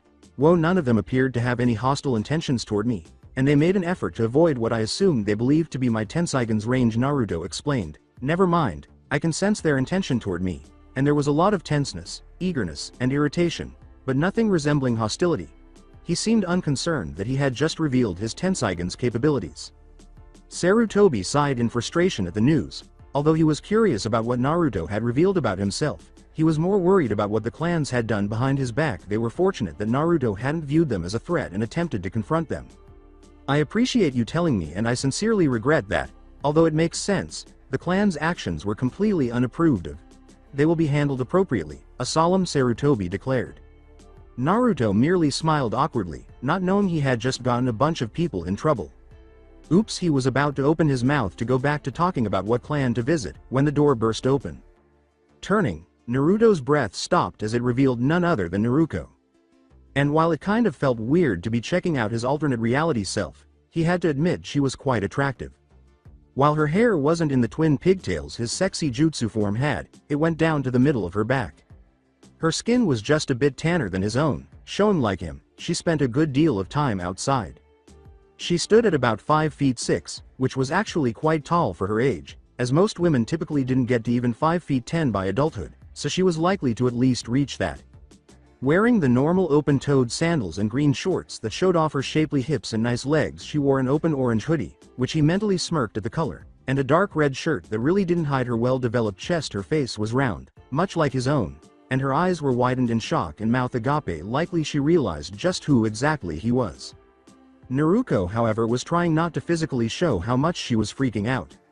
She just wanted to bug the old man for a mission as she was bored, but no, her impatience surely landed her in hot water this time. Her mother had told her of the Otsutsuki and showed her what he looked like. She was surprised that she and her mother shared a couple physical characteristics with him, but chalked that up to show he was more related to them than the other clans. Up close, she had to admit he did look handsome, and the Tenseigen and Rinne Sharingan were quite mesmerizing to look at. Letting out a sigh, Sarutobi tried his best to not get irritated. Of course, Naruko would pick now of all times to burst into his office, but if she was here, then likely her team wasn't far behind. Naruko, you really shouldn't. Oh my welcome to Konoha? Kakashi said lamely as he came into the room and saw Naruto. Naruto, however, mentally chuckled, as even now Kakashi hadn't changed whatsoever. Naruko, came a voice from the doorway, and he saw Sakura rushing in and bowing before him. Lord Otsutsuki, I sincerely apologize for whatever my foolish teammate may have done to offend you. She rushed out in a panicked voice. She was, of course, the team's more normal member, and so, this is the reason for all the commotion. To be honest, Lord Otsutsuki, I'm shocked to see you here so quickly. The smooth voice behind Kakashi said, I welcome you to Konoha on behalf of the Uchiha clan. And I hope my idiot teammate didn't offend you. Kakashi turned to give Naruto a better look, and his eyes twitched at what he saw. Did Jiraiya really have a greater influence on him than he thought, or was it related to the one time he and Sasuke got into a stupid argument about the sexy jutsu, and who could pull it off better? Because standing in the doorway was a decidedly female Sasuke. She was about an inch shorter than Naruto and dressed much like Sasuke had before he left the village. Her hair, at least, wasn't a duck's ass. It was straighter and almost silky, falling down to her back and tied near the end. With bangs framing her face, the shorts really accentuated her ass, and the dark blue shirt seemed a little tight around her large chest. It was already strange enough that he was looking at what was essentially his twin sister he never had, and now this. He mentally cursed Jiraiya for doing this to him. Ah, it's no problem really, he smiled and said, it wasn't really that big of a deal because Sarutobi and I were kind of done already when Naruko and you all came in. Yet during our meeting, Naruko did enter the room without authorization. Usually, this kind of behavior isn't a big deal, but in this instance, it is. One cannot simply burst into a meeting with dignitaries, let alone one of your stature? Sarutobi said, making Naruto flinch. Yeah, she was in trouble now. Well then, if it's a punishment she's to be given, why not have her, and her team if they want, be my escort? Naruto said, striking a thoughtful pose with his hand cupping his chin. Well, if it was a punishment he wanted to give her, he figured he could help with that, he said with a loud clap of his hands. Why not take advantage of the fact that she and her team are already here, given that they came here for a purpose? Are you certain? Everyone agreed with Kakashi when he said, that's not exactly a punishment. Being a tour guide wasn't the worst job in the world, despite its annoyance. Oh, that's because you interrupted me. You see, since I don't have much cash on me right now, the four of you will cover Miyabi's and my meals as we travel through the village. The rest of them went pale as Naruto concluded with a devilish smile. And I should warn you, I have a big appetite. What? However, only Naruto broke through the door. A furious Sakura said. Yes, but you ought to have stopped her before she entered the room as her teammates if such behavior hadn't been curbed long ago. For the first time, Miyabi said, it is not appropriate for a ninja, especially one from a prestigious clan, to behave in this manner. Sarutobi went on, nodding in agreement. Miyabi is right, although I don't mind occasional visits. Naruto, you can't just walk into a room like this, he told her sharply. I had hoped you had learned your lesson after the time you interrupted my meeting with the Daiokai who visited. She remembered that one too well. The Daiokai is almost emotionless and somewhat better than you. Aura did not sit well with the expressive and gregarious Uzumaki, and after a while, relations had been tense but thankfully calmed down by this time. She was kneeling and hugging her knees to her chest, with a depressed aura surrounding her. Satsuki, while not happy about having to pay out of pocket for Naruto's blunder, wasn't all that upset. If she could make a decent impression on the Otsutsuki, then it wouldn't be so bad. And there was the off chance she could learn about himself, and possibly what he was capable of. And if she was lucky enough, possibly down the line snag him as her husband. The Uchiha clan already had an in somewhat with the Shinto gods, as her mother being the head priestess could get into contact with Amaterasu directly just as Yusaka could for the yokai. And while harems for such powerful beings weren't uncommon, she was damned if she didn't at least try and take the reins of it as the head wife. She was a young woman who knew what she wanted, and while not an ideal situation, she wasn't going to let this slip through her fingers. It wasn't as though she was some kind of gold digger or only after him for his name, but it was more if she had high standards for a man and was certain Naruto would blow them out of the water. Ignorant of Satsuki's way of thinking, Naruto was amused by the scene before him. At least Satsuki was not a jerk like her former self and had a better personality. Sakura and Kakashi appeared to be the same, and Naruto was, essentially, a happier version of himself. He could see that the deep-seated depression and hatred were not present in her because, up close, the Tenseigan allowed him to see her emotions. However, there was something in her chakra. Was it Ashura? Or something else? Jinchuriki didn't exist in this world because the Biju were Daiokai, and they lived in their own pocket dimension. He would have to consider this later, since it was time for free food. After a few hours they could understand Miyabi to some extent because she was technically of dragon blood, but Naruto was the real surprise. He was out eating her. Even Naruto couldn't believe it. She was able to put away over a dozen bowls of ramen. After visiting a few locations already, they quickly realized that Naruto appeared to be a bottomless pit. Just where was he putting it? This isn't that horrible. Yes, although I'm not very good at cooking, I'm confident that with enough practice, I can master anything. Besides, he won't be able to eat this much forever, right? Satsuki, who was a little anxious, wondered. But Kakashi thought differently. Well, this is definitely different, he said. If I didn't know any better, I would assume that this young man was just an ordinary person rather than someone with the ability to destroy the entire village with ease. Nevertheless, I wonder how she ended up being his vassal. I'm hoping he's competent. Sakura had thankfully gotten over her initial nervousness. As opposed to the rest of her team, she wasn't used to dealing with high-ranking nobles, let alone someone like this. Miyabi was another problem for her altogether. Satsuki and Naruto, however, were helping her ease up around Naruto and Miyabi. Well, Naruto said, stopping suddenly as he felt something bit his leg. Looking down, he noticed it was a little girl, around 8 years old. She was a cute little thing, with her short dark brown hair. Was wearing a little dark blue sundress with red shoes. She was rubbing her forehead, which he guessed was where she hit his leg with. Aya.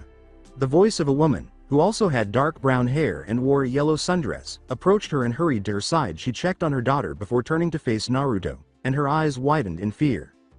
Lord Otsutsuki, she said softly, and by this time, everyone else in the street had halted their activities and was silently observing.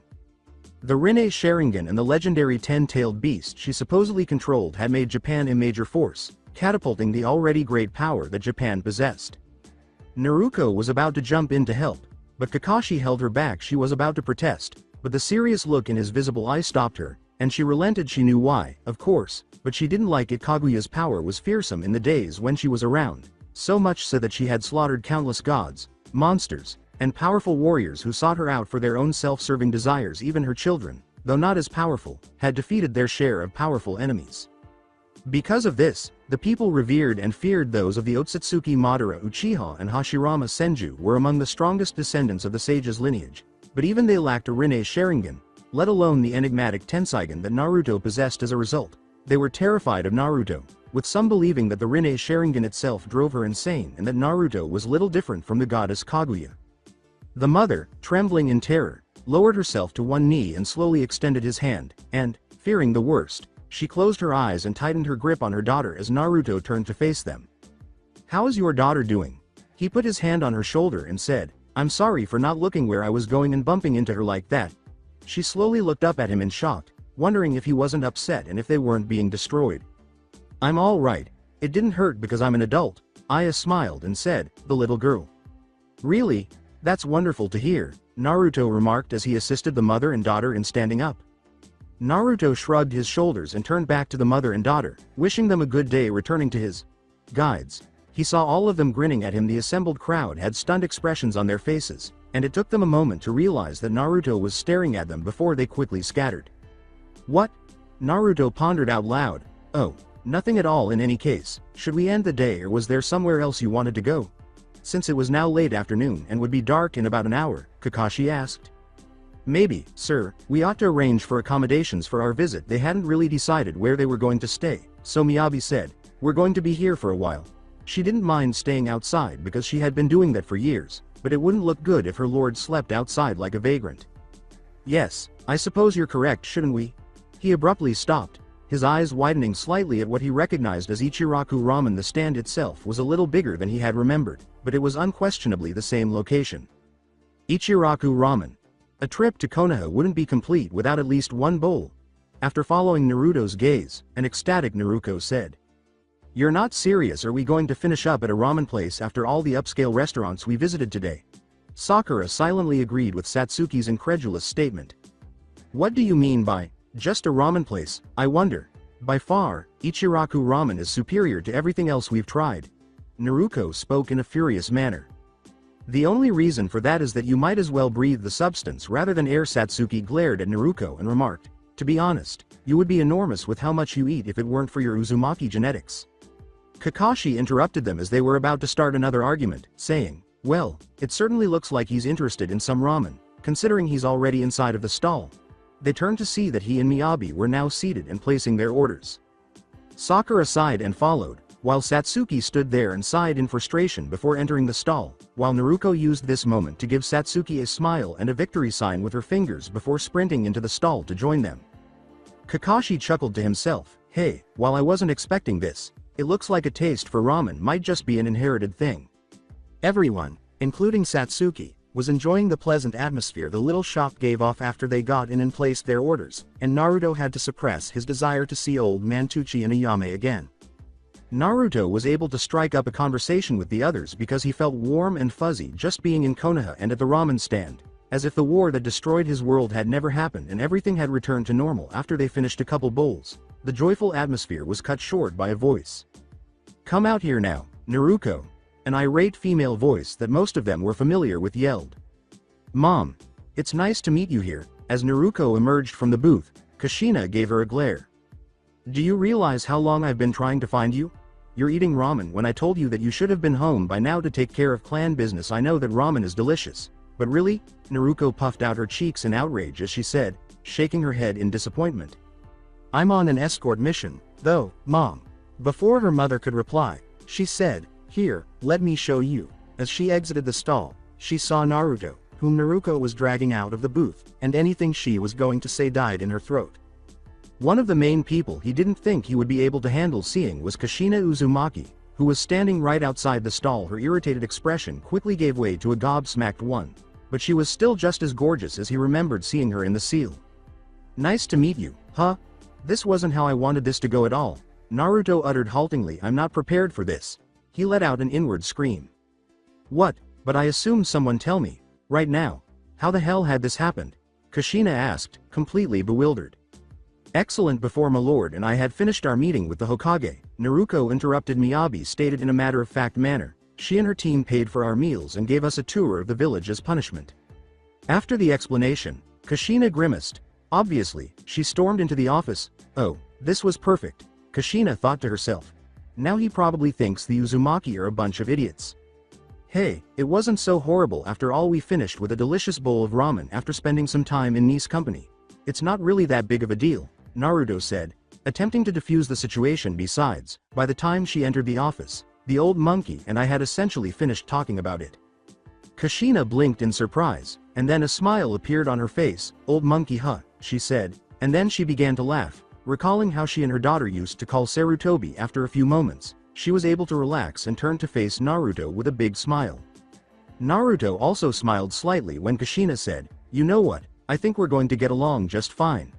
This may not have been the encounter with his mother he had hoped for, but it was good enough. However, he pondered how long he could control his feelings before the dam broke. And Otsutsuki, then? Here, I believe that their descendants' diluted blood was all that remained, and no less with that thing in a dark room, a masculine voice said to itself. This changes things.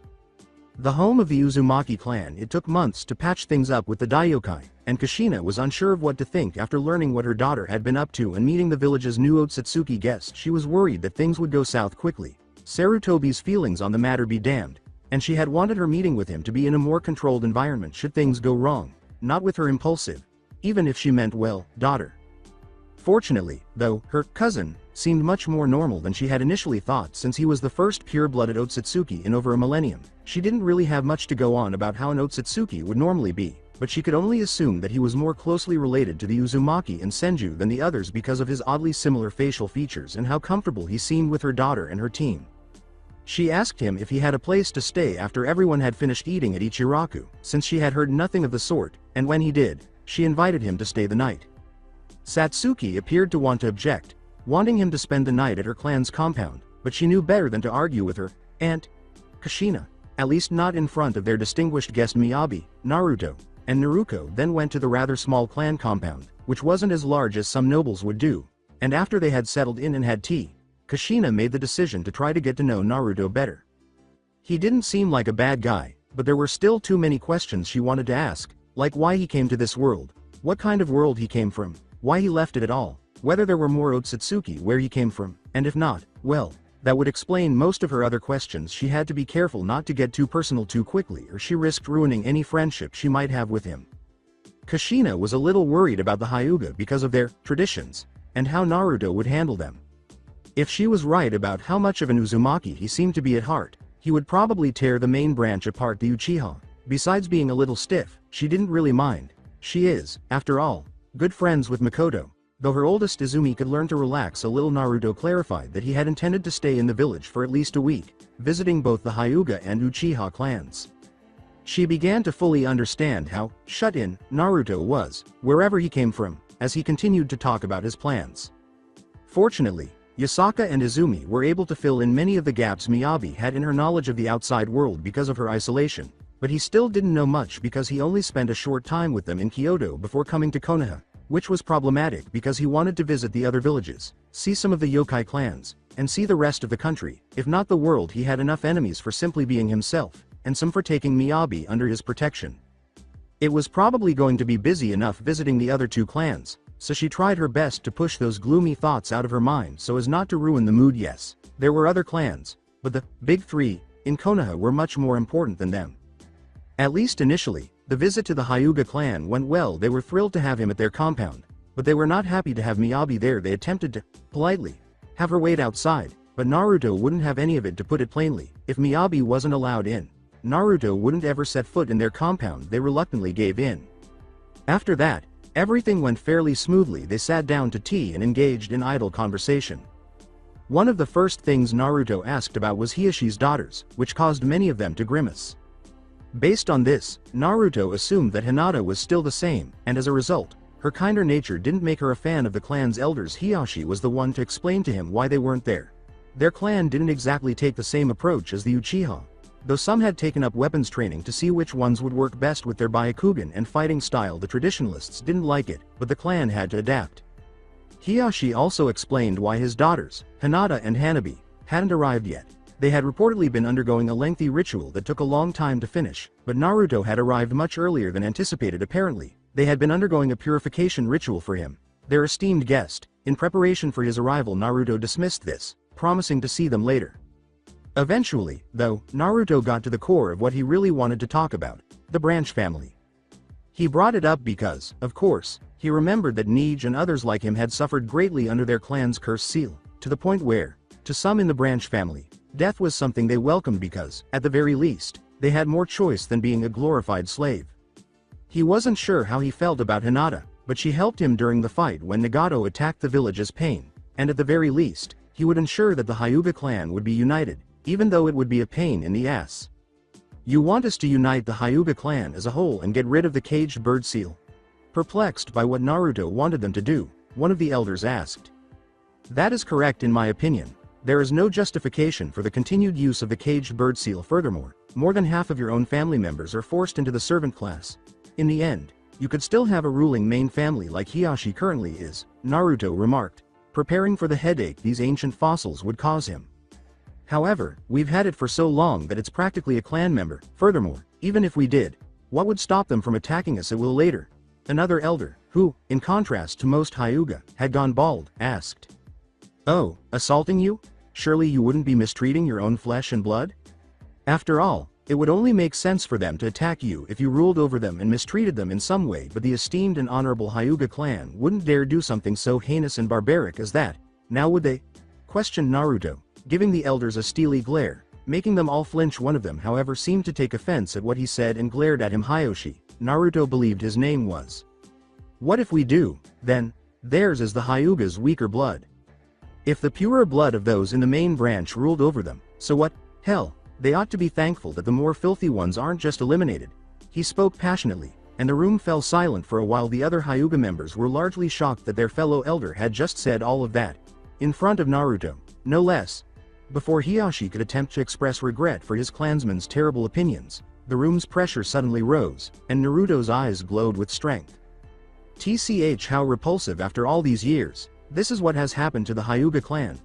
A group of blind traditionalists who would force their own ancestors into slavery to govern them as despots. How many people have you harmed because of your vile, distorted notion that you are better than your clansmen because of their lesser blood?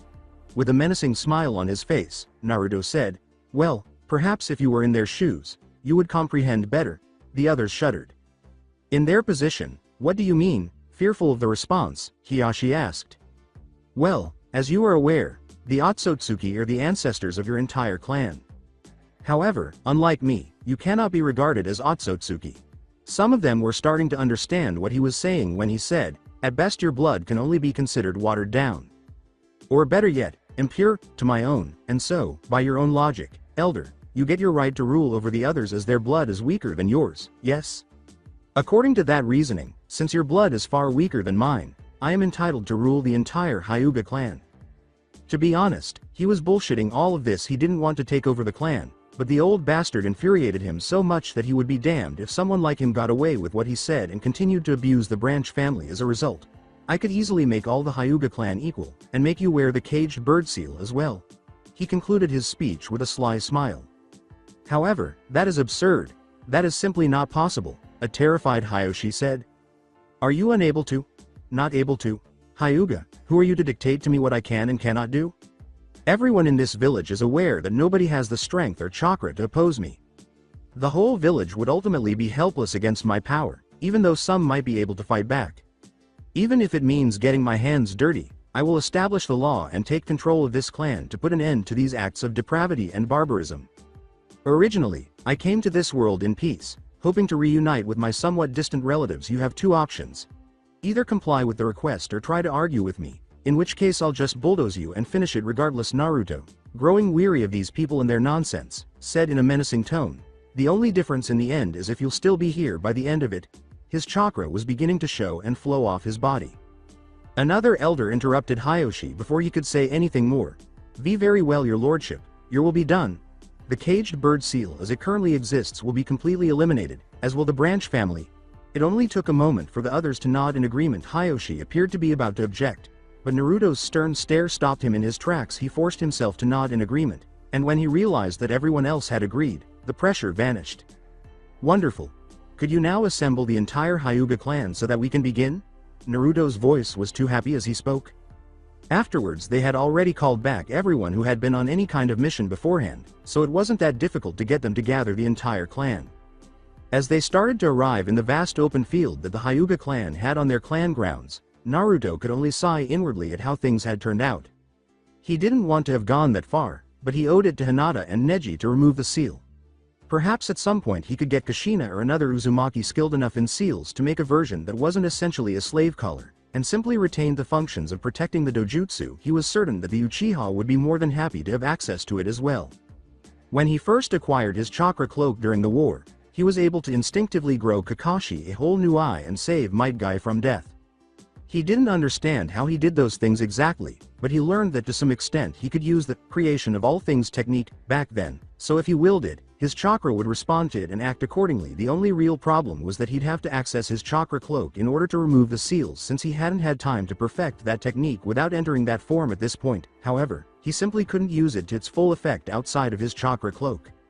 After being interrupted by Miyabi's call, he turned to face them all and was astonished. "Sire, they're all here now." He nodded his head in agreement. He was beginning to feel uneasy as he looked over them. There were a lot more of them than he remembered. When the nations joined in their collective army, there were about 80,000 of them, and this was only the land of Iron Samurai and the 5 great ninja villages.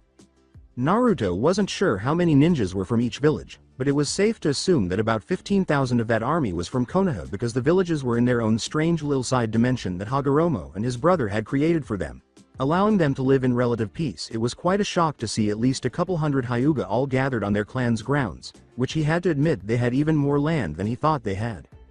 Was there always this many of them? As before, he knew Konoha on its own had thousands of ninjas, but still. Did this new world and past make it for a change like this? On their own they had a whole battalion's worth of capable warriors.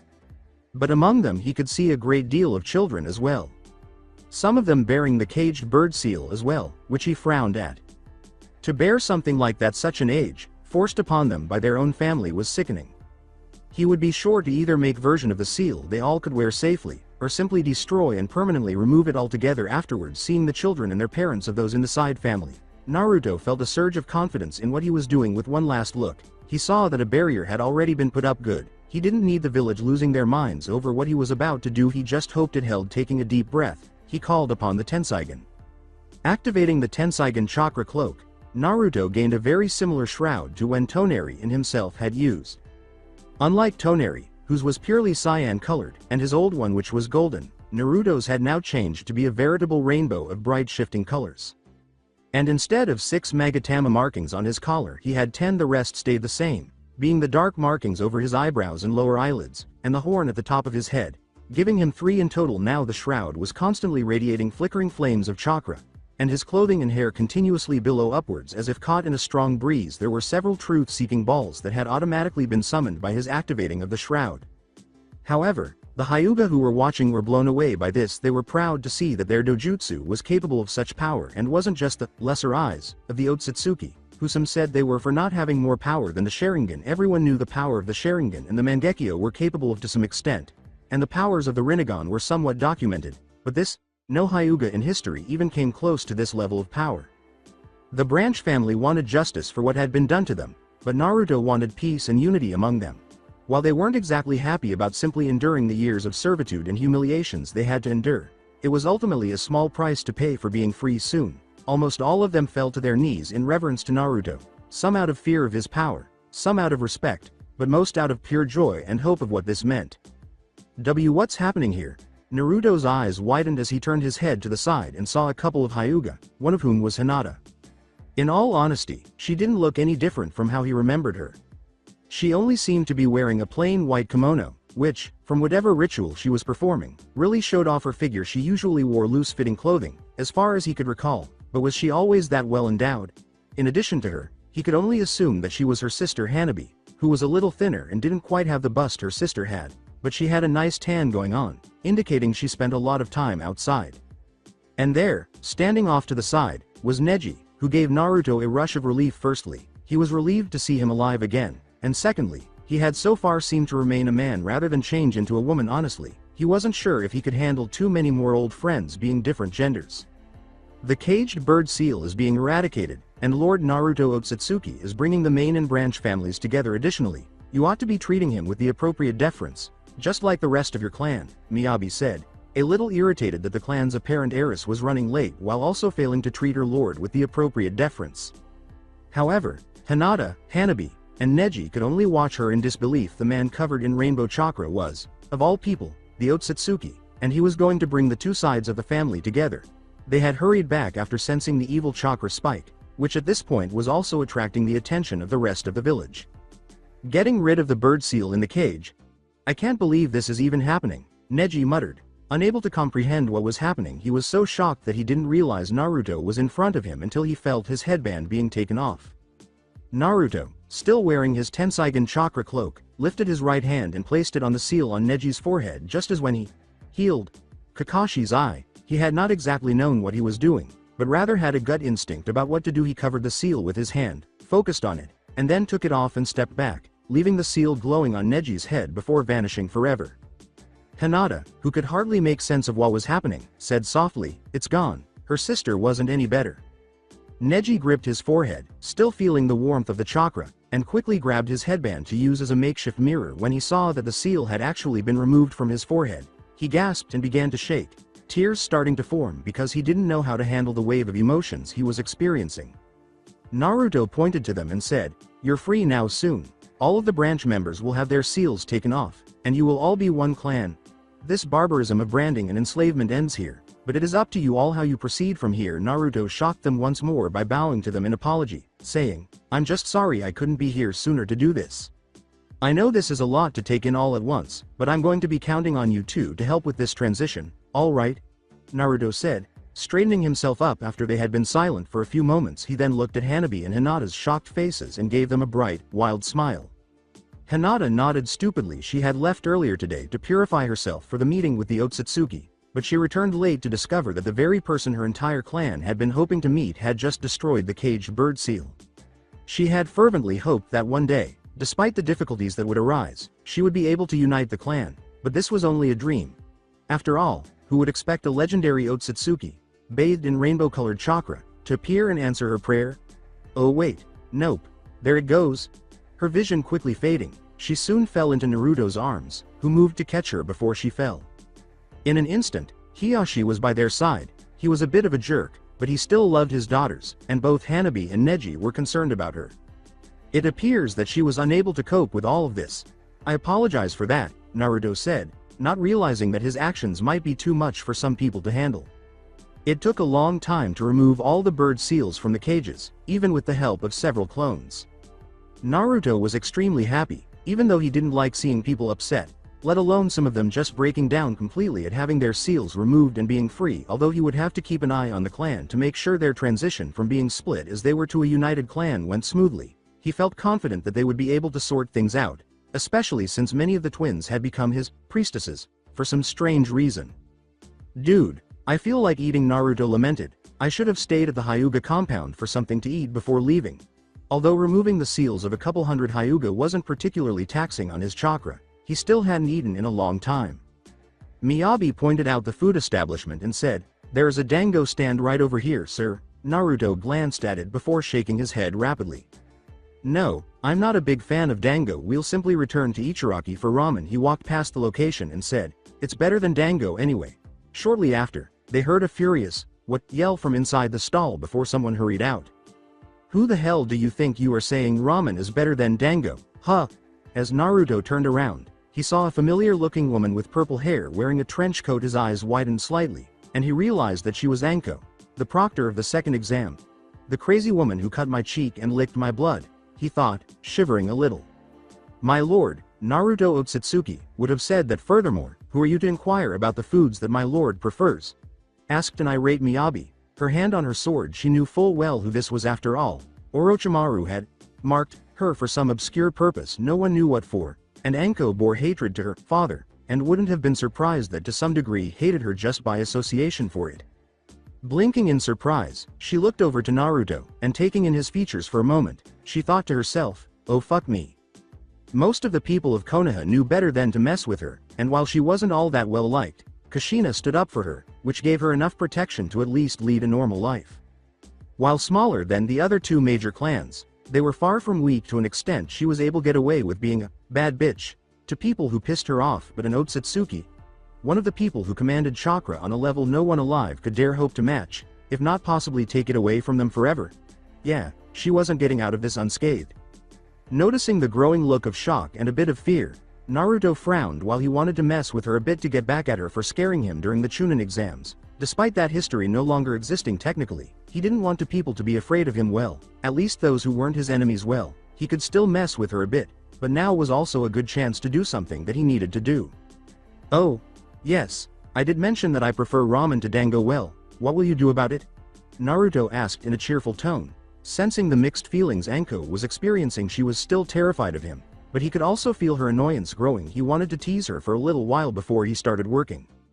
Or, perhaps you need me to educate you on just how much better it is than dango. If so, I would be more than pleased to guide you in the correct direction, and I'll make sure to demonstrate to you how much superior it is to that garbage ultimately. Only those with poor taste would ever consume dango. Anko interrupted Naruto with a shout. Enough. That now completely caught everyone's attention.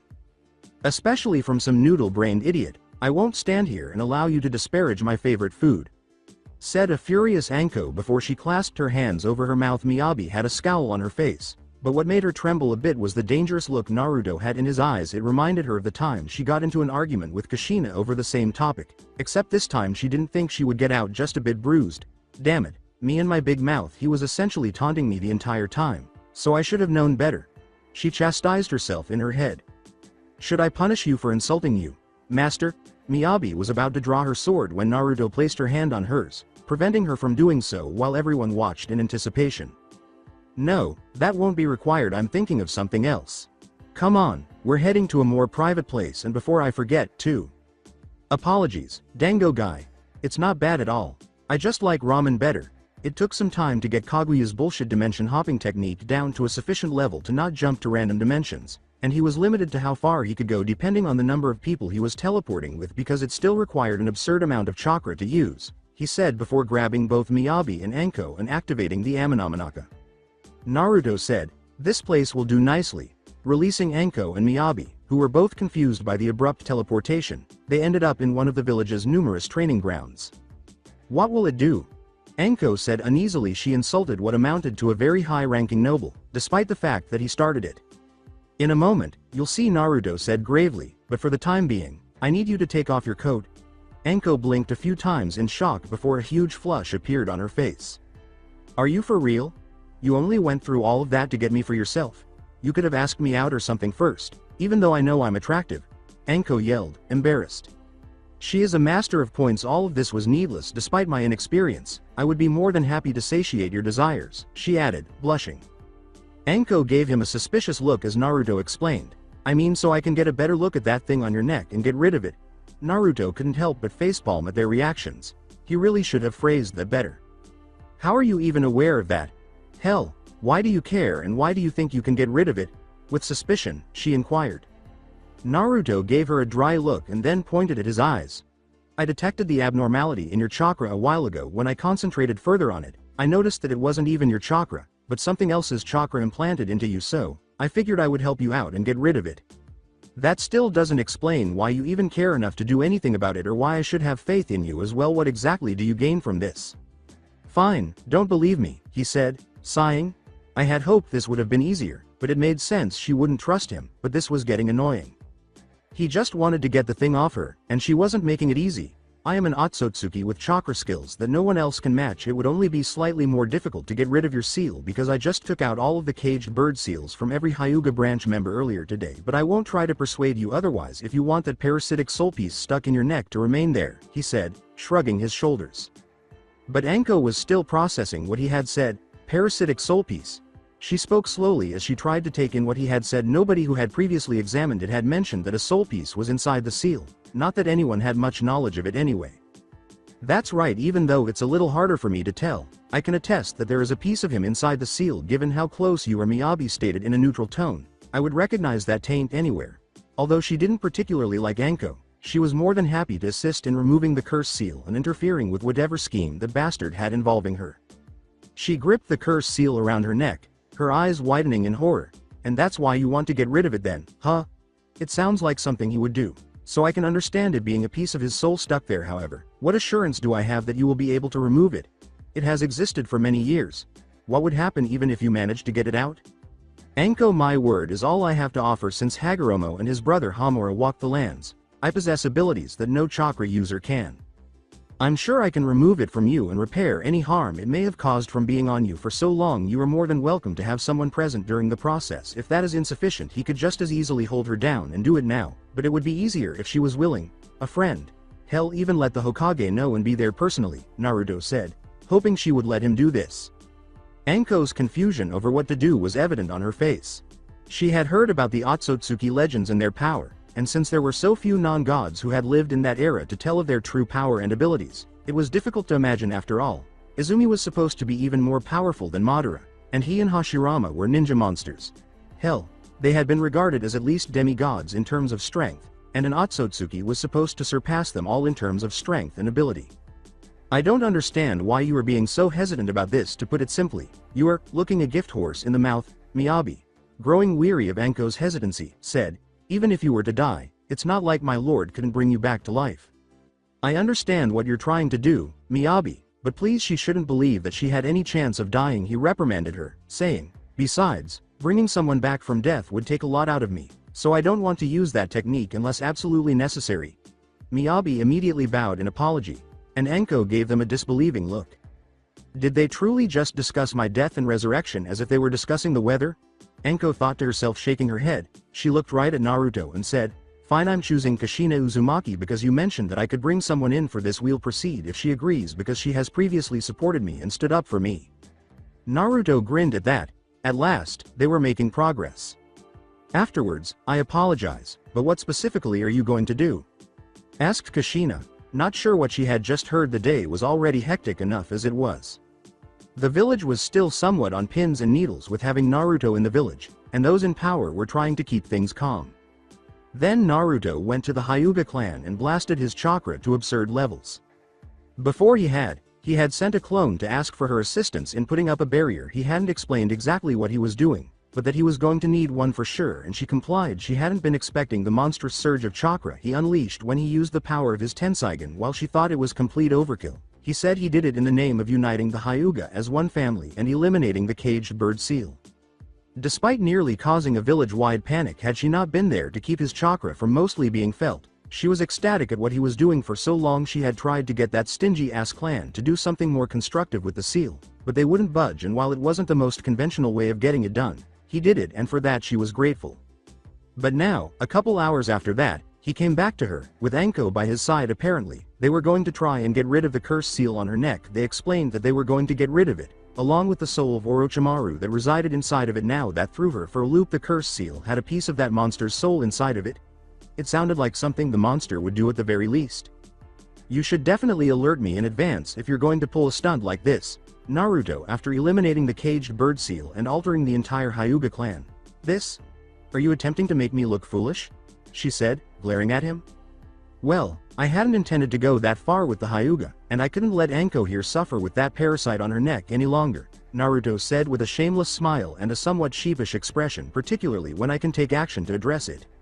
She pumped her fist in excitement, smiling at his response and realizing what a wonderful person he was. All right, Mr. Overpowered, let's remove that seal.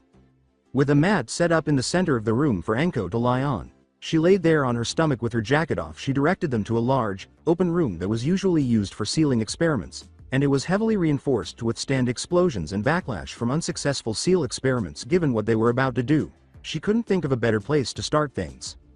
Are you certain you don't want me to skip work as well?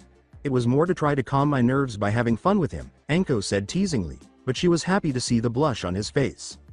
No, I don't require your shirt to be removed.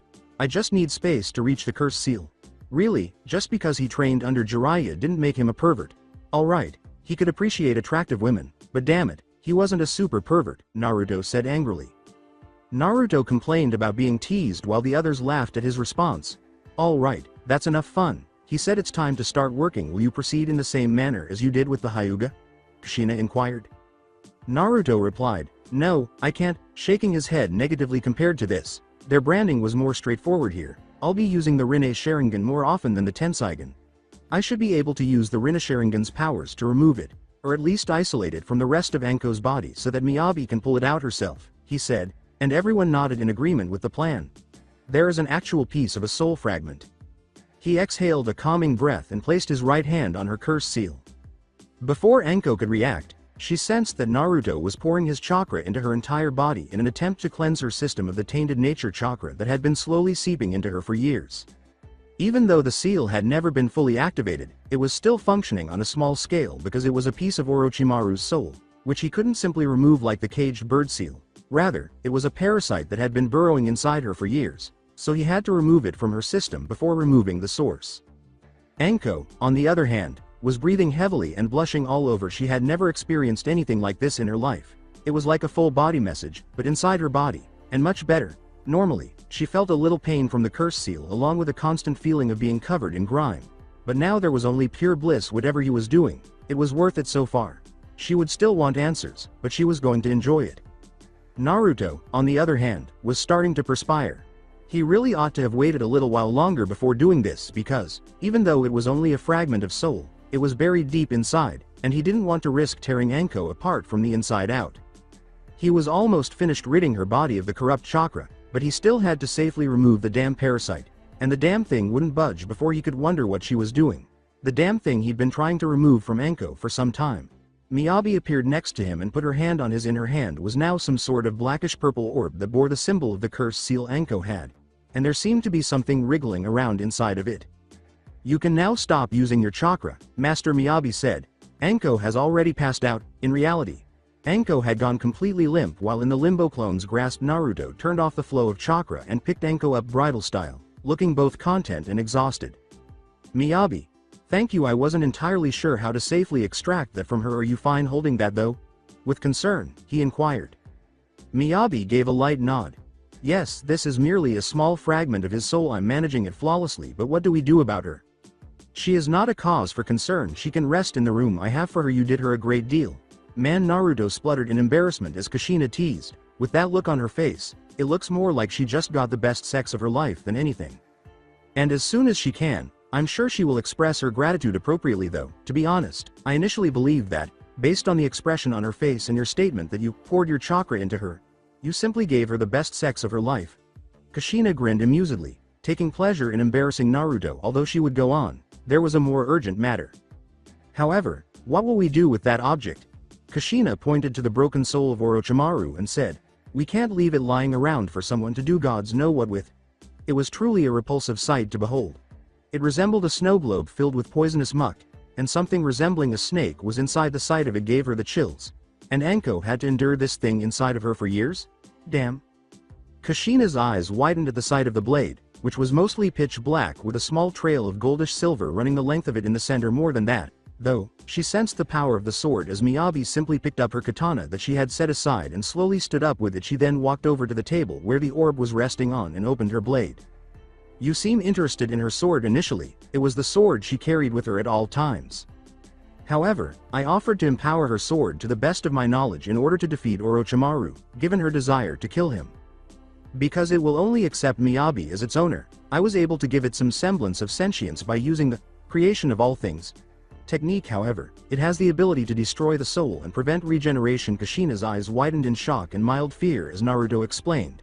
Having a soul-destroying and regeneration-killing weapon was the best way to do this, considering Orochimaru would do anything within his power to try and keep himself alive. Before she could react, Miyabi stabbed the orb, causing the thing inside to squeal in pain. The orb and the thing inside soon disintegrated into nothing, and Miyabi sheathed the sword and went back to Naruto's side, grinning at its devastation. I know what you're going to say. Miyabi said the fact that I should never have created such a weapon, but you have to realize that Orochimaru was created with that parasite as a means of avoiding death. He would simply take over someone else's body and make it his own by using the curse seal he had implanted in them. If his current body died, she would therefore require a weapon capable of destroying the soul. Naruto remarked gravely, startling Kushina. The sword he had given the ridiculous ability to was still a problem, though. Naruto, I know that giving that sword an ability like that is good for getting rid of something like Orochimaru for good, but you either need more countermeasures or just get rid of it now, she said, not knowing that the seal's true purpose was that. Hell, no one did. They knew it was a horrible thing that could negatively affect the one with it, but this? There are ways around it. Even though Miyabi is the only one who can use it, monsters like Orochimaru needed to be killed and remain dead, but that sword was a bit extra, she said worriedly, like possession, or some other way where they're not physically wielding it but can still use it against you. I recognize you're right and where you're coming from. He smiled reassuringly and said, I promise I'll come up with countermeasures to make sure it won't be used against us, trust. She ignored the issue because she knew he wouldn't get rid of the sword or, at the very least, make another one whenever he felt like it. Besides, Naruto had done more than enough good today that, even though he didn't have to go so far with the Hyuga clan, his heart was at least in the right place and they were finally sorted out. She was startled out of her reverie by a loud rumbling noise, and when she turned to face Naruto, he had a sheepish expression on his stomach and said, all right then, I suppose as a special thank you, I'll get some food ready, she said in jest, but do remember that unless you're going to be performing these kinds of miracles every day, you're going to have to start earning your keep. Mr. Naruto gave her a, yes ma'am, salute. She was starting to like this young man, and she smiled as she went to the kitchen. The following day he had intended to meet the Uchiha clan yesterday, but with everything that had transpired, that was never going to happen now. However, he was ready to meet them, and perhaps learn who the Uchiha had sent to watch over him. From what he could ascertain, no one he knew had been sent from the Hyuga or Uzumaki clans, or if they had existed in the previous world. He hoped they didn't feel slighted that they were the last clan he was seeing. As he approached the compound, which resembled a shrine quite a bit, he didn't think the Shinto gods had gone this far. Despite the fact that the head priestess of the clan was in contact with them, he had conflicting opinions about the gods, with some opposing Miyabi's existence and others, to the best of his knowledge, being neutral toward her. Hopefully, he doesn't manage to mess up with the Uchiha clan and turn them and possibly all the gods into enemies, which would be awful. He approached the doors and was about to knock, but they started to open before he could. When they were completely open, Naruto saw a stunning woman who looked somewhat familiar to him. Was she the same woman who had served on the Uchiha scouting team? You are welcome to the compound of the Uchiha clan. Izumi Uchiha, the strongest Uchiha since Madara, said, we've been expecting you. So, an Otsutsuki has emerged after all this time? I haven't seen one of them in a very long time. For those who did not know that she was actually Ophis, the Uroboros dragon, she said, how curious one would appear now of all times. She had a covert meeting with all the various clan heads, including the Hokage, about the newest visitor to the Leaf Village before Naruto had gone to meet Mikoto. Although everything had appeared to be going smoothly, Hiruzen and everyone else had been doing everything in their power to keep things going smoothly. After all, in her prime, Kaguya was reportedly strong enough to kill lesser gods as easily as cleaning one's nails, and only more powerful gods who were intelligent enough to run were only permanently scarred by the encounter. Annoyingly, the womanizer gods of Greece were smart enough to run despite their tendencies. So, could someone please explain exactly what transpired earlier today? The sheer quantity of chakra was still evident despite the skillfully constructed barrier. It was difficult to keep the people from going crazy. What precisely did the young Otsutsuki do? Then, Shikaku Nara, the head of the Nara clan, inquired. The clan was dangerously intelligent but occasionally lazy, despite their apparent narcolepsy. I'd like to know as well. At that moment, all the insects in my clan stopped moving, or at least stopped responding, as a group. Of stoic but no less concerned Shibi Aburame said, as even through the barrier, the chakra produced robbed us of the ability to communicate with them, as if they were waiting for the source to command them instead. His clan members remained composed and typically spoke in a rather monotone voice, but he couldn't help but show some emotion as he spoke. All of the Ninken experienced the same thing. They simply paused and turned to face the light. It was something that some of my clansmen were also doing. Sume Inuzuka stated, her clan had taken to almost completely merging with a clan of yokai, just as the ice-wielding Yuki of Kiri did with the Yuki Onna. However, her clan went with wolf yokai. Even though her husband was currently the strongest, the only reason he wasn't present was that their clans hadn't completely merged into one, so Koga of the wolf demons had to keep the others under control. After a few other clan heads voiced their concerns about what had happened, everyone's attention was drawn to Hiyashi, the Hyuga's head normally composed and calm, Hiyashi appeared somewhat frazzled, but he exuded a strange sense of calm and serenity, as if a terrible burden had been lifted from his shoulders. "So, Lord Hiyashi, what specifically did our visitor do to cause you to react in this way?" asked Makoto, who was dressed more casually because her priestess attire, which consisted of dark blue pants, comfy shoes, and a basic black shirt that accentuated her womanly figure, was unnecessary. Normally, she would dress so casually for a meeting like this, but there wasn't much notice. "Well, it's pretty easy. When Lord Otsutsuki arrived, he issued an ultimatum to the Elder Clan. He would either remove them and do it anyway, or they would voluntarily comply with his wish to abolish and remove the caged bird seal from each branch member and bring the clan together forever to the surprise of everyone present," Hiyashi said. "They wisely let him do as he wished." "I apologize, but did you just mention that he took off the seal on the caged bird? From each member of the branch? Hiyashi, do you have at least 400 clansmen in total? And that seal would be on more than half of them. You're implying that Naruto eliminated them all in a half day?" The seal was a barbaric mess of a thing that, while protecting their eyes, was also a glorified slave collar, and even she couldn't remove even one without running the risk of the damn thing being triggered and accidentally killing the person, said a stunned Kushina. "I can see why you might be skeptical. However, the power of the young lords has so far been greatly undervalued. When it came to what he wanted, he was direct and concise. Furthermore, he was not going to accept any criticism on the subject. In actuality, my clan was powerless to protest his desires. We cannot claim that name as our own, even though we are clans descended from the Otsutsuki. No, after all this time, that blood has become so diluted that we only possess a tiny fraction of their powerful abilities." Hiyashi stunned everyone once more by saying, "What the young lord displayed earlier today was a, shall I say, humbling experience." Since the Shinto gods had kept some artifacts from Hagoromo and Hamura for safekeeping, and could only react to Otsutsuki chakra, or one of their descendants who achieved a certain level of power due to their ancestors, Naruto damn near broke the item used. His chakra was so potent.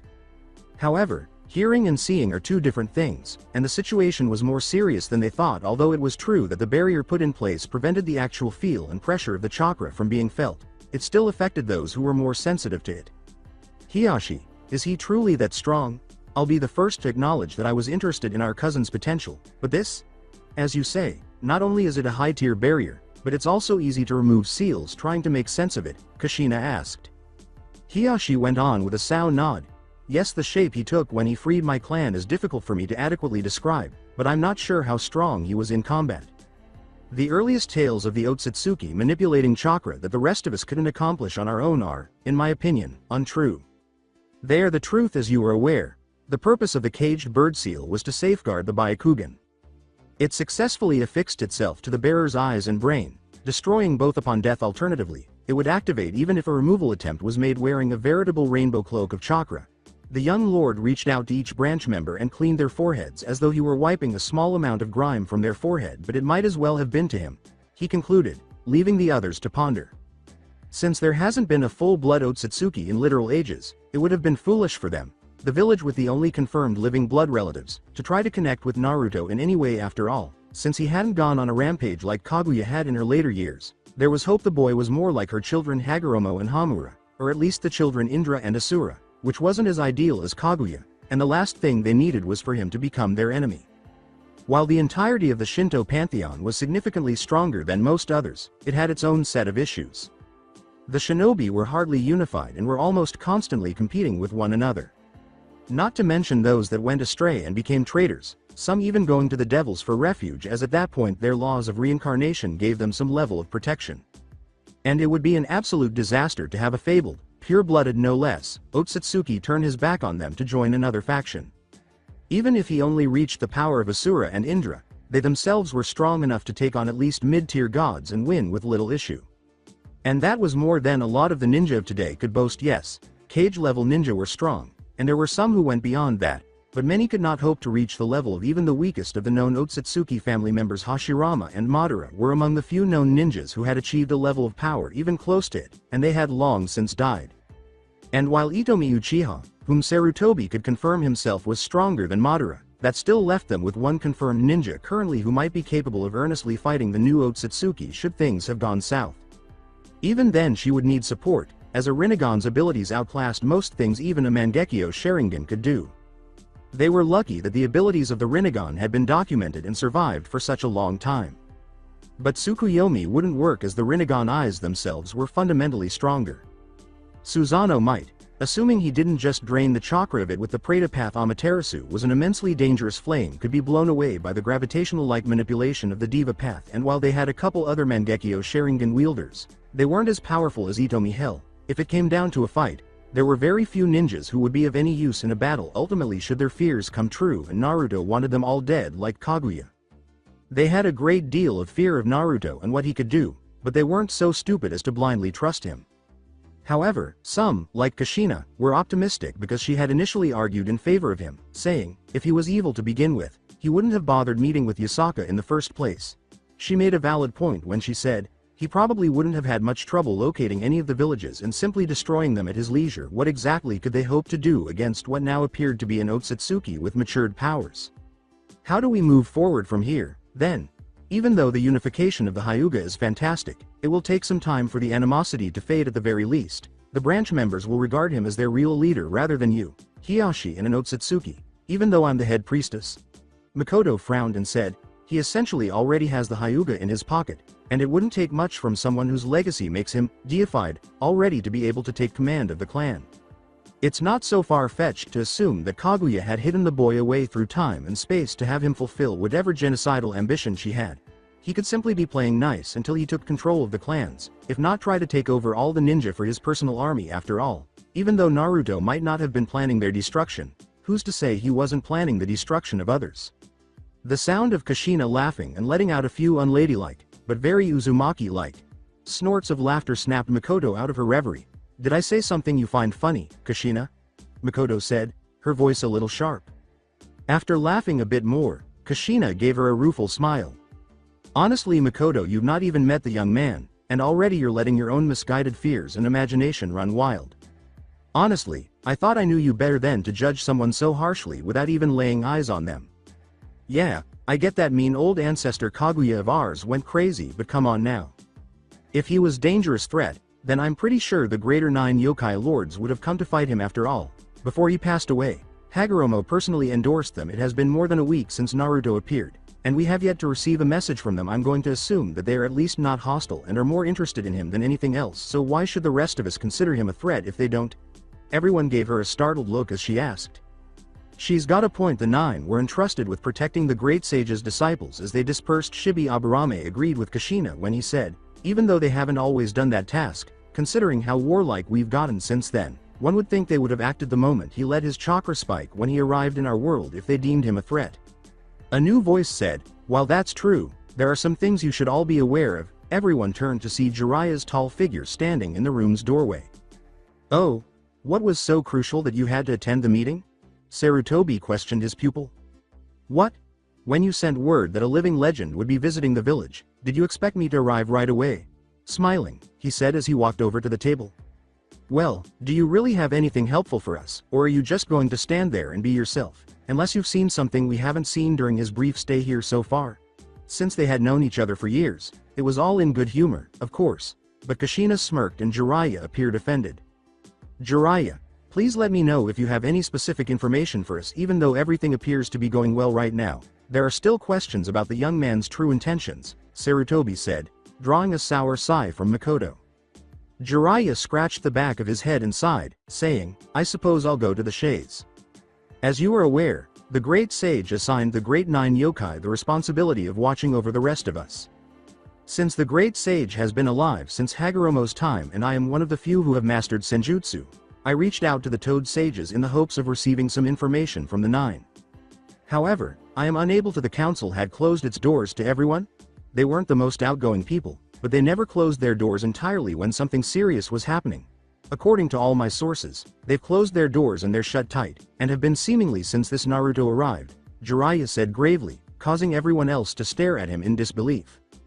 They have cut off contact? Even with the Toads? Now worried, Sarutobi inquired. Hey, I didn't say that everything was shut down, simply closed their doors and turned up the ante on their defenses. Although I hate to say it, it appears that they are protecting something from Naruto Otsutsuki. And I only mention that because, in his advanced years, it can be challenging to extract knowledge from the great Toad Sage. We all know that Kumo is the country that possesses the ancient sage's tools, but Naruto hasn't taken any action in relation to them thus far. This raises the question of what the nine are so terrified of and what they believe Naruto may be pursuing. Jiraiya shrugged his shoulders and remarked, unless they're not really protecting some secret treasure and are just that afraid of him. However, what are they afraid of from the child? According to what Hiyashi told us, it is true that he can manipulate chakras in a pure way, but they would never be aware of that. The Mind Walker Inoichi stated, I would think that the nine of them together would be strong enough to take on Naruto and not be afraid of him just attacking them at their own base. He did this because he believed that the only reason they should lock down was if Naruto attacked them. However, we have no idea how powerful they are when they are at their strongest or how powerful Naruto is. The weakest of the nine is thought to be comparable in strength to either the lower end of a high-tier god or the higher end of a mid-tier god. From there, the rest of them scale up. However, aside from the power scaling aspect, that has also not been thoroughly verified. However, it is said that Hagoromo and probably his brother Hamura were strong enough on their own to defeat the nine, and if that is the case, Naruto might be able to do the same. Shikaku Nara, who wasn't pleased with the news Jiraiya had brought them, stated, after all, he had no trouble using his powers in the Hyuga compound, which means he has a good grasp of them already. Even after reviewing the information they had, there was no way to really confirm anything without possibly contacting Lady Amaterasu, who not only had contact with the Uchiha clan and the leader of Kyoto, but also kept in touch with the nine. As a result, they couldn't be certain that, in the worst-case scenario, they had any chance of dealing with Naruto should they need to. It didn't look good, as it appeared that the Great Nine were throwing them to the pre-verbal wolf in Naruto Otsutsuki, viewing him as the next Kaguya.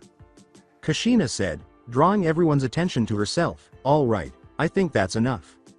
Yes, I admit that it's suspicious that the nine would do this, but is it really that surprising at the same time? It's no secret that the strongest of them dislikes all of us, and the opinions of the others vary widely. Apart from that, though, nobody is worrying about anything. You haven't even met him, let alone seen him from a distance. Aside from Sarutobi and Hiyashi, he apparently had nowhere to stay, so I've already had him spend the night at my compound, she said honestly, causing everyone to stare at her in shock. And I can tell you right now, that if I didn't know any better and he didn't have those extra features of the Otsutsuki, I would think he was a normal Uzumaki. At your compound, stay. Makoto only managed to say, Kushina, what, before Kushina gave her a fierce look. Get your head out of your ass, Makoto. Although the Rinne Sharingan is the most potent dojutsu available, you and everyone else are unaware that Kaguya herself has the ability to deceive most people. However, he would have enslaved everyone in the village by now if that were the case. This implies that we wouldn't even be discussing whether or not we should trust him.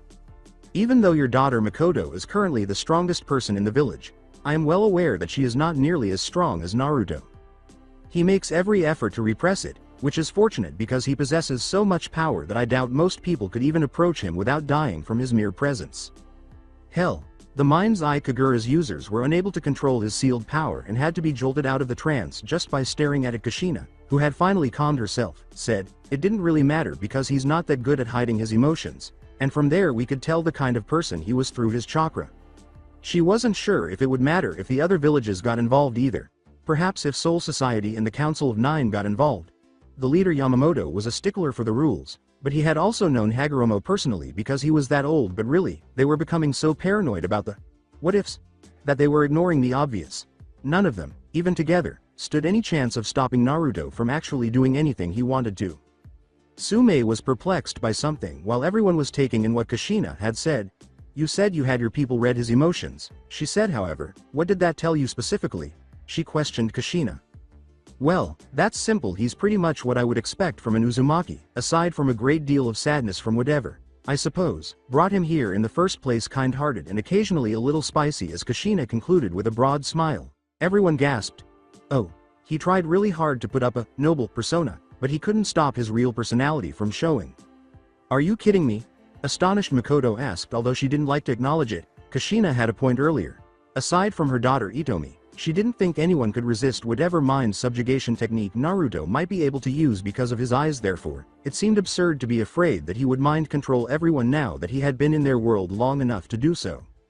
Oh, you're absolutely serious? Even so, I'm still shocked that he absorbed Miyabi in such a way. He had apparently landed close to where she was hiding when he first entered our world. And since she had no chance of winning even if she was slightly weaker from dimensional travel, she reasoned that she might as well try to haggle with him in the hopes that he wouldn't immediately destroy her. It worked out for her in the end. Kushina grimaced at the end, referring to the enemies Naruto would soon face. Hell, he even swore he would keep her safe from those meaning to do her harm, knowing full well the kind of enemies her forebears had made that want her dead for sharing their blood. She liked the young man. Well, she wasn't sure if he was as young as he looked, because many beings looked young but were very old, but he had some serious emotional baggage. She and everyone else were curious as to why he had come, but at this point, it had to be something really serious with the emotions he was carrying around in his heart. However, they couldn't just ask him, because not only had they essentially just met and didn't know him other than first, but so far positive, impressions, but he would likely consider it a breach of privacy if she had her people effectively spy on him in that way, ruining any goodwill they had already established. He would have to voluntarily reveal his past if anyone was to learn about it.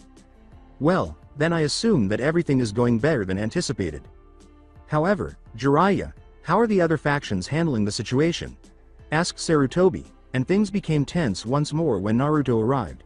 He sent a tremendous ripple effect throughout the supernatural world. Although he doubted it was intentional, it would be reasonable to assume that almost every faction was getting ready for the worst, since very few could hope to survive fighting a fully fledged Otsutsuki, let alone fight with any chance of even doing anything. Jiraiya sighed and straightened up a little. As anticipated, he initially appeared to have caused some panic among many factions. The older members who lived through Kaguya obviously got the alarm bells ringing, and I wouldn't be surprised if they're already preparing for the worst-case scenario with what little information that's been let out. For now, at least I doubt we'll have to worry about any of them doing something stupid out of fear. While we can't confirm if this Naruto is top strongest beings material yet, or even if he really would fight on our side, most other factions still haven't recovered near enough to try and move against us, but for how long that will last I don't know. While that was decent news, they didn't know how long it would last. The world had a tentative peace as it was, but very few factions could afford any kind of conflict as it was. Even the Devil faction, with Searsex standing amongst the top 10 strongest, wouldn't be so hasty to wage war. They still had the remnants of their old Satan faction to contend with, amongst those other supernatural beings that just didn't like them for their evil pieces being able to turn nearly any other being into a half-devil aside from them. Some factions had been so badly on the decline they had to band together with other virtually dying factions to try and survive. And in a way it was rather sad. Yes, some deities stayed strong no matter what, but a good chunk of their power came from prayer, or at the very least their relevance in modern society. And while not ideal, some had taken to media like the Norse had done. They even managed to get passing references to them in games that otherwise had nothing to do with them. After all, their great tree of Yggdrasil is unusually appearing quite a bit throughout video games. Should we expect envoys or at least more spy attempts from the other factions to learn of what's going on? Asked Inoichi, getting everyone's attention back to the matter at hand. It is feasible we should also be on the lookout for those who would want to try and use this to jumpstart another great war. Not just by attacking Naruto or Miyabi to provoke him directly, but also by trying to orchestrate scenario where Naruto would be made to look like the bad guy to rally others against him. He picked a terrible time to arrive, but I have nothing against him, let alone putting someone like Miyabi under his protection. He has enough enemies just by his mere existence, not to mention those added on for wanting the girl dead, said Sarutobi tiredly. God, he wasn't liking this situation. We also cannot overlook those who are directly associated with our faction, or who are members of it. The villages certainly have a decent enough number of traitors who could try to come after him. Hell, Akatsuki would be prime amongst the Rouge Ninja to try and use him for whatever plans they may have. Soul Society, we're not all too sure what their stance is on this, and as for the gods, Jiraiya trailed off, making everyone frown. It was well known that Susanoo detested Yamato no Orochi with all of his heart, and that the existence of his child Orochimaru only made it worse. By the time Miyabi was born, he was on a warpath, attempting to eradicate her, despite the fact that she was a child who had been saved from Orochimaru's laboratories. Interestingly, the 9 greater yokai, or sacred phantom beasts as some had come to refer to them, stood in his way. They didn't normally get involved in affairs, but their leader, at the very least, didn't like Susanoo in the early days of their existence. Susanoo attempted to woo the leader of the 9, but she rejected him. Being the arrogant deity that he was, he didn't take it well and tried using force, and he ended up biting more than he could handle, and she repelled him until Amaterasu became personally involved. No one knew where Miyabi had gone into hiding in all that chaos, but now that she was back in the village, many were shocked that Susanoo hadn't come blindly rushing in to try and kill her. Therefore, either Amaterasu was keeping a tight enough leash on him this time, or it was more likely that he was waiting to strike. Even though he was strong, he wouldn't dare move against Amaterasu without backup, and even then, unless he managed to get Miyabi away from Naruto, he would have to go through him. The meeting didn't take too long after that, as there really wasn't any other news or information that needed to be shared at this point. They couldn't really do much other than try and prepare for things as best they could. Flashback end after the meeting, everyone returned to their clan compounds, but Makoto was the most anxious. Not only did she have to host Naruto and Miyabi in her home, but the Shinto gods were also threatening to kill her, specifically Amaterasu, who she assumed was trying to determine whether Naruto was good or evil and was simply waiting for him to hatch a sinister scheme. Although Makoto wanted to believe in her friend Kushina, she couldn't simply refuse the chief goddess of Japan. She was waiting for her eldest daughter to bring their guest in the ceremonial room where Amaterasu used to contact her, and by the gods, it felt like she was going to pass out from nervousness at this rate. After all, in the worst-case scenario, if Amaterasu were to see into his heart and discover that he was evil, everything would probably literally blow up in her face, and she would either be captured for whatever Naruto had planned, if he was evil, or die in the crossfire. Although she wasn't weak, her eldest Izumi had long since passed her, and her youngest was, at most, only a few short years away from surpassing her. I can't say, however, that I'm not shocked that she finds him attractive. I've done my best to steer my daughters in the right direction, but some of those obnoxious purists instilled those foolish notions in her. They probably wanted to direct her to their own sons, but they didn't anticipate an appearance by Otsutsuki. They can't really hope to compete, though since our clans are descended from him, he is actually even more pure in terms of blood than any of the major families, Makoto thought. Laughing lightly, hey, I guess I should be more hopeful that he isn't secretly evil, because at least his presence is scaring away those worthless schemers from my daughters, as they're far too scared to try and woo either of them with him in the village.